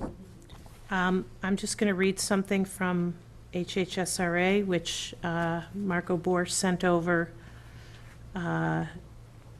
because he is traveling. He just said, and I just want to read this into the record, I thought it might be helpful to have a statement from me about HHSRA's view on the lease, so here are a few bullets to share with the selectmen. Relations between HHSRA and HMC have improved remarkably during the last 6 months. We recognize we need each other's support to provide our town residents safe access to the water. HHSRA secured a pilot program on the Back River this spring. The objective was to be able to provide earlier winter access to our rowers during the unpredictable spring weather on the harbor. The pilot program was expensive to the team in terms of time and infrastructure cost, and ideally, we would have been able to amortize the cost over more rowing days if the weather had cooperated. But HHSRA is pleased with the location in terms of the sheltered location and rapid access to competitive rowing water. We've even been pleasantly surprised by being able to manage the tides and currents to a better degree than anticipated. Since the spring weather is so unpredictable, we will most likely pursue the next steps in securing a permanent permit to row in future springs during the early seasons. We are also cognizant that during the future HMC construction projects, we will need to have an alternate location available. From a safety and logistical perspective, Back River is likely the #1 alternative location for the rowing team. HHSRA will go back as an entire team to Barnes Wharf in the fall. The fall weather is usually more cooperative, and our board member who coordinates our SNAP program will be back from a spring sabbatical and will restart our SNAP program at HMC. The Barnes Wharf location makes our rowers feel like they have a physical team home, which is important psychologically. HHSRA recognizes HMC is delayed in its commitments to the town in terms of getting new docks, permits, fundraising. I'm not sure Not really sure that tried. we are. Yeah. We also recognize the overwhelming complexity in meeting all the lease requirements, concurrent issues of raising the wharf, the upcoming 3A road diet, dredging, etc., all play mitigating roles in the delay. HHSRA would like, in order of priority, new docks, running water and sewer, and last, a boathouse for erging and storing our equipment. We believe those mirror HMC's objectives. In its architectural drawings that have been shared with HHSRA, HMC has been provided sufficient space for the HHSRA rowing program in terms of boat storage, office storage for coaches, and room for erging. HHSRA is grateful to the town and HMC's support to develop safer and convenient access to the water. As a programming entity, HHSRA would not have the resources, energy, or skill to build a boathouse. Mr. Quattromoni also mentioned that he talked to the sailing coach, and from his perspective, as he said, he couldn't be happier. I would say that to the extent that there is contemplating thinking about going to the Back River for the spring, I just feel like when this season is kind of over, we need to have a discussion about that, what's entailed, what it might mean. I also, does the SNAP rowing program run in both the fall and the spring ordinarily? Ordinarily, Okay. yeah. You know, I'm just not sure that spring rowing, the SNAP program was an established program when this lease was established, and it was important when Paul Gannon and I negotiated this lease that the SNAP program is able to continue. So as we're looking at the location for spring rowing, we have to keep that important program in mind. And Hingham Maritime can help accommodate that program as well. I mean, whether it's the high school ergs or our ergs that they're working on, and there's room to. I realize there's always complexity in the spring, but Right. we need to make sure that that important established program is part of all of our collective decision-making. And I understand from Mr. Quattromoni that the spring program wasn't running because of a coach being away, but that will not be the case next year, so that'll be important.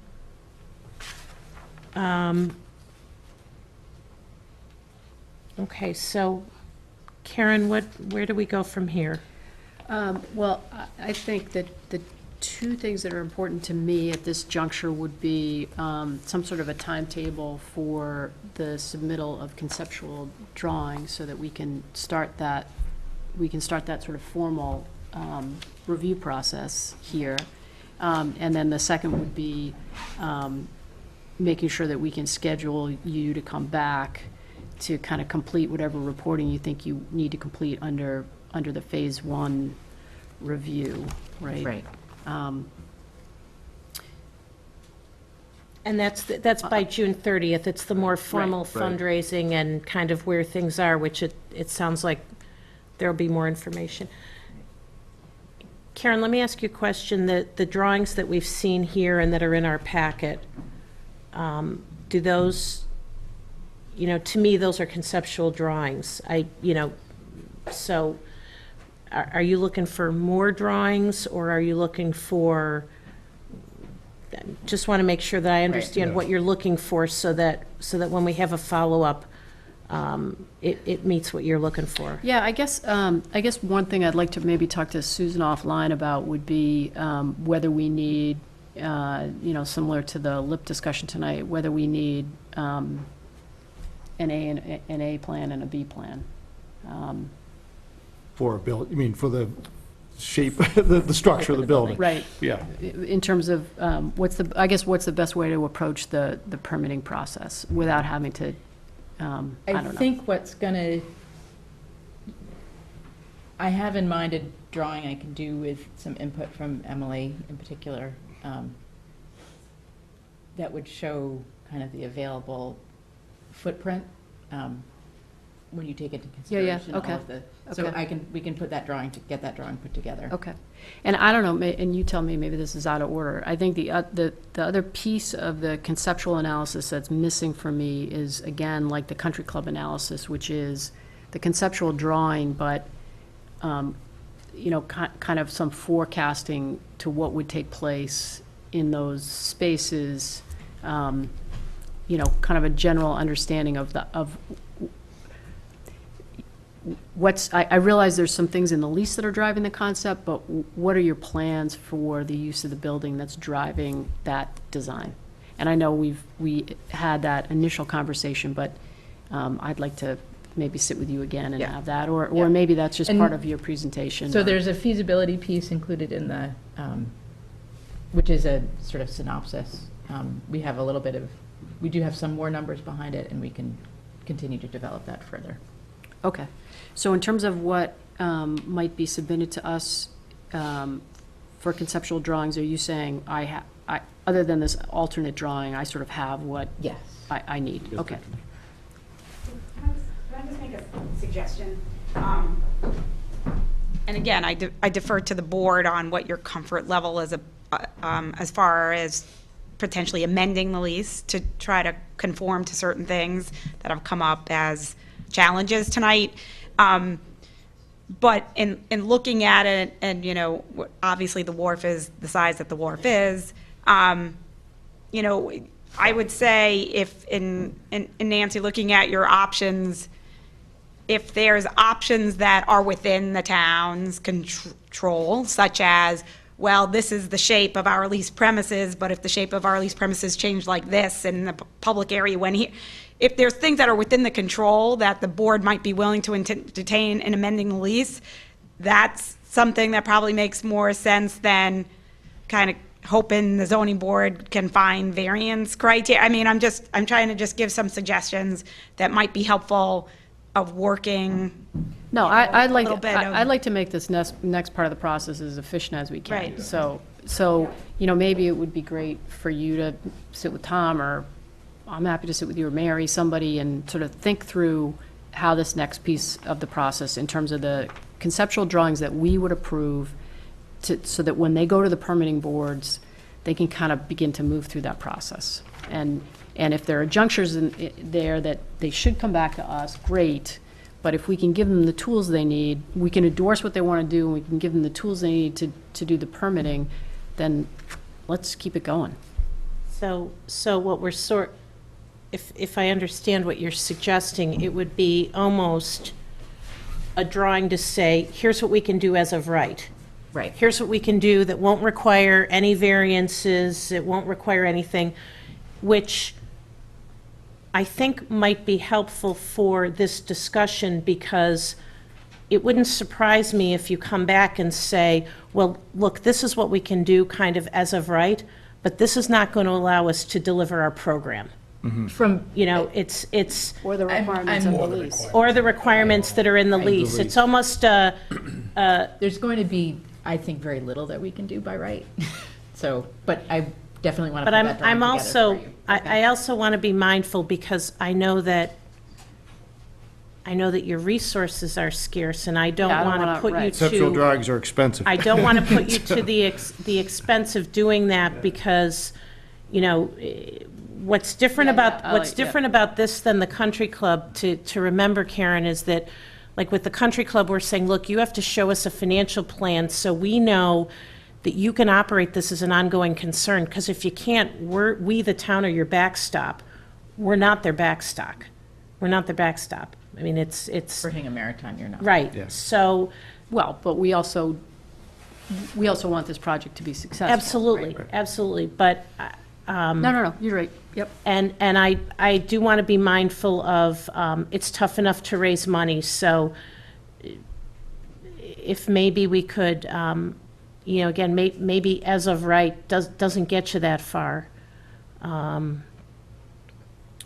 also hate to make promises on conceptual drawings that then, in the permitting process, you can't deliver on, right? Because then you've got a donor dynamic that's not helpful. So, I don't know, maybe, so the next two things for me are the conceptual drawings and process and, the sort of final report out on the fundraising piece for the phase one. Those would be my two things. So when would you like to maybe see the timing of the drawings? I mean, one option is to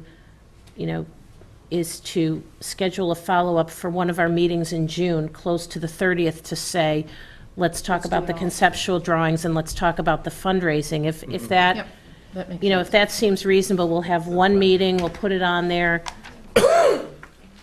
That makes sense to me. Yeah. And in the meantime, I mean, Then it's a we can talk question to you. of permittability that we're talking about. So it's, I'll work with Susan, I'll work with second floor staff and Right. Nancy.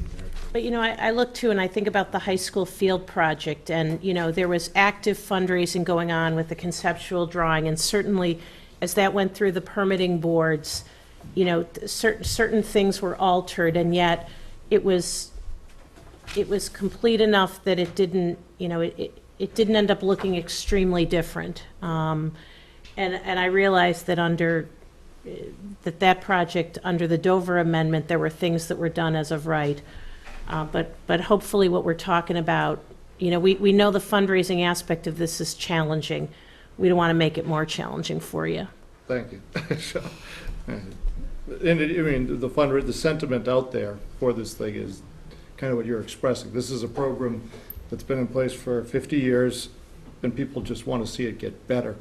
I think your high school fields is, they're going to still play football, and so people are just, that's the number one criteria that people are going to, so. Yeah, and if you think about. Most people understand we got some work to do to get some water in there and everything like that. They're supportive of us, but the more we can get behind us, the better, so thank Absolutely. you So, for pushing on that. So let's schedule in June. Yeah. And I would also suggest that, Tom, Susan put together, this schedule was in our folders. It was just, it's a listing of kind of the aspects of the lease. I might just ask somebody in our office to just kind of look through. I think in all the pages you've delivered, I think most of everything's here, but Yep. if something's missing, we just want to grab that. I'd also suggest, Susan Tom. and I did that analysis today. We'll put that Oh, together great. formally for you. And, let's also, like, all this information, let's, somewhere in our office you've talked about it, but let's get it all in like a book. Let's get it all organized so that, there you go. Hey! So that, Tabs, too? not only for us, but, people who are interested, it'll just make things easier and more accessible for people. There's a giant draft mark on there because I had put it together for Tom when he was going to be meeting with Nancy. So we'll just want to go back and make sure that it's complete before any kind of distribution. Okay. Anything else on this topic? We've got a couple things to finish up. Okay. Nancy, Peter, thank you. Everybody, thank you for being here. Thank you. Tom, we have a town administrator report. Yep, I just wanted to let everyone know that on May 15th, Tuesday, May 15th at 3 p.m., the Town of Hingham Veterans Council will be hosting a Peace Officers Memorial Day at the police station. That, again, at the police station, Tuesday, May 15th at 3 p.m. And on Monday, May 28th, which is Memorial Day, at 11 a.m., over at the Town Common, the town will be celebrating a Memorial Day event. Great. Karen, anything else? Yeah, I just say that, spring seems to have sprung. I think the activity level in the town ramps up.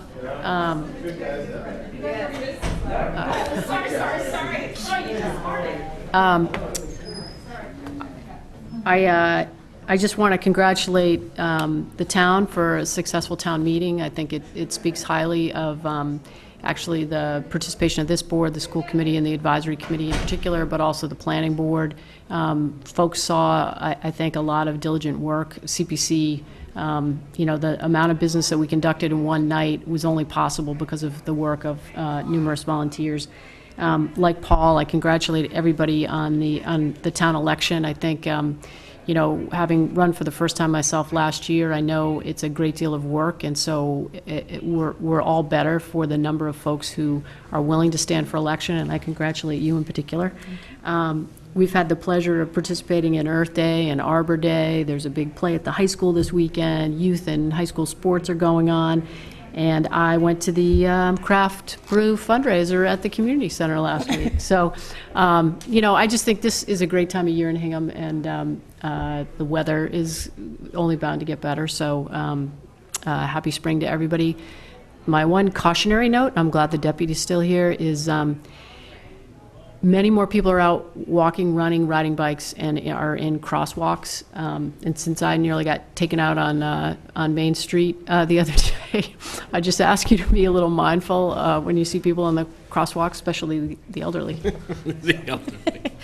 I just have two things. Senator O'Connor's office has notified us. Senator O'Connor is put forth a bill to modify the Valor Act, which to raise the ceiling for veterans to get property tax relief. And we appreciate his continued efforts on that. The moderator mentioned it at town meeting. I mentioned it earlier in the meeting, but we are beginning the talent bank process, and June 30th is the end of our fiscal year, and we have a number of citizens who have been appointed to various boards and committees, and it's customary after 2 terms for members to roll off.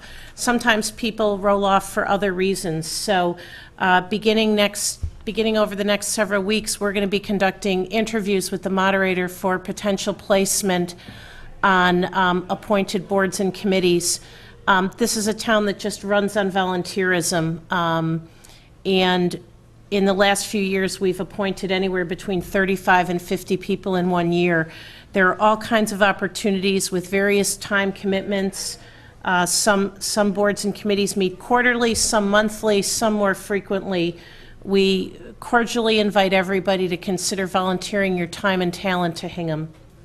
And an application is in the back of your warrant, or it's also located on the town website. You just have to put Talent Bank application in the search engine. With that, our board will be meeting next Tuesday, the 8th. We've got just a couple of pieces of business. Our next significant business meeting will be on Tuesday, May 22nd. That's right. So with that, I'd make a motion to adjourn. And I will gladly make a motion to adjourn. Second. All those in favor? Aye. Good night. Thank you, everybody.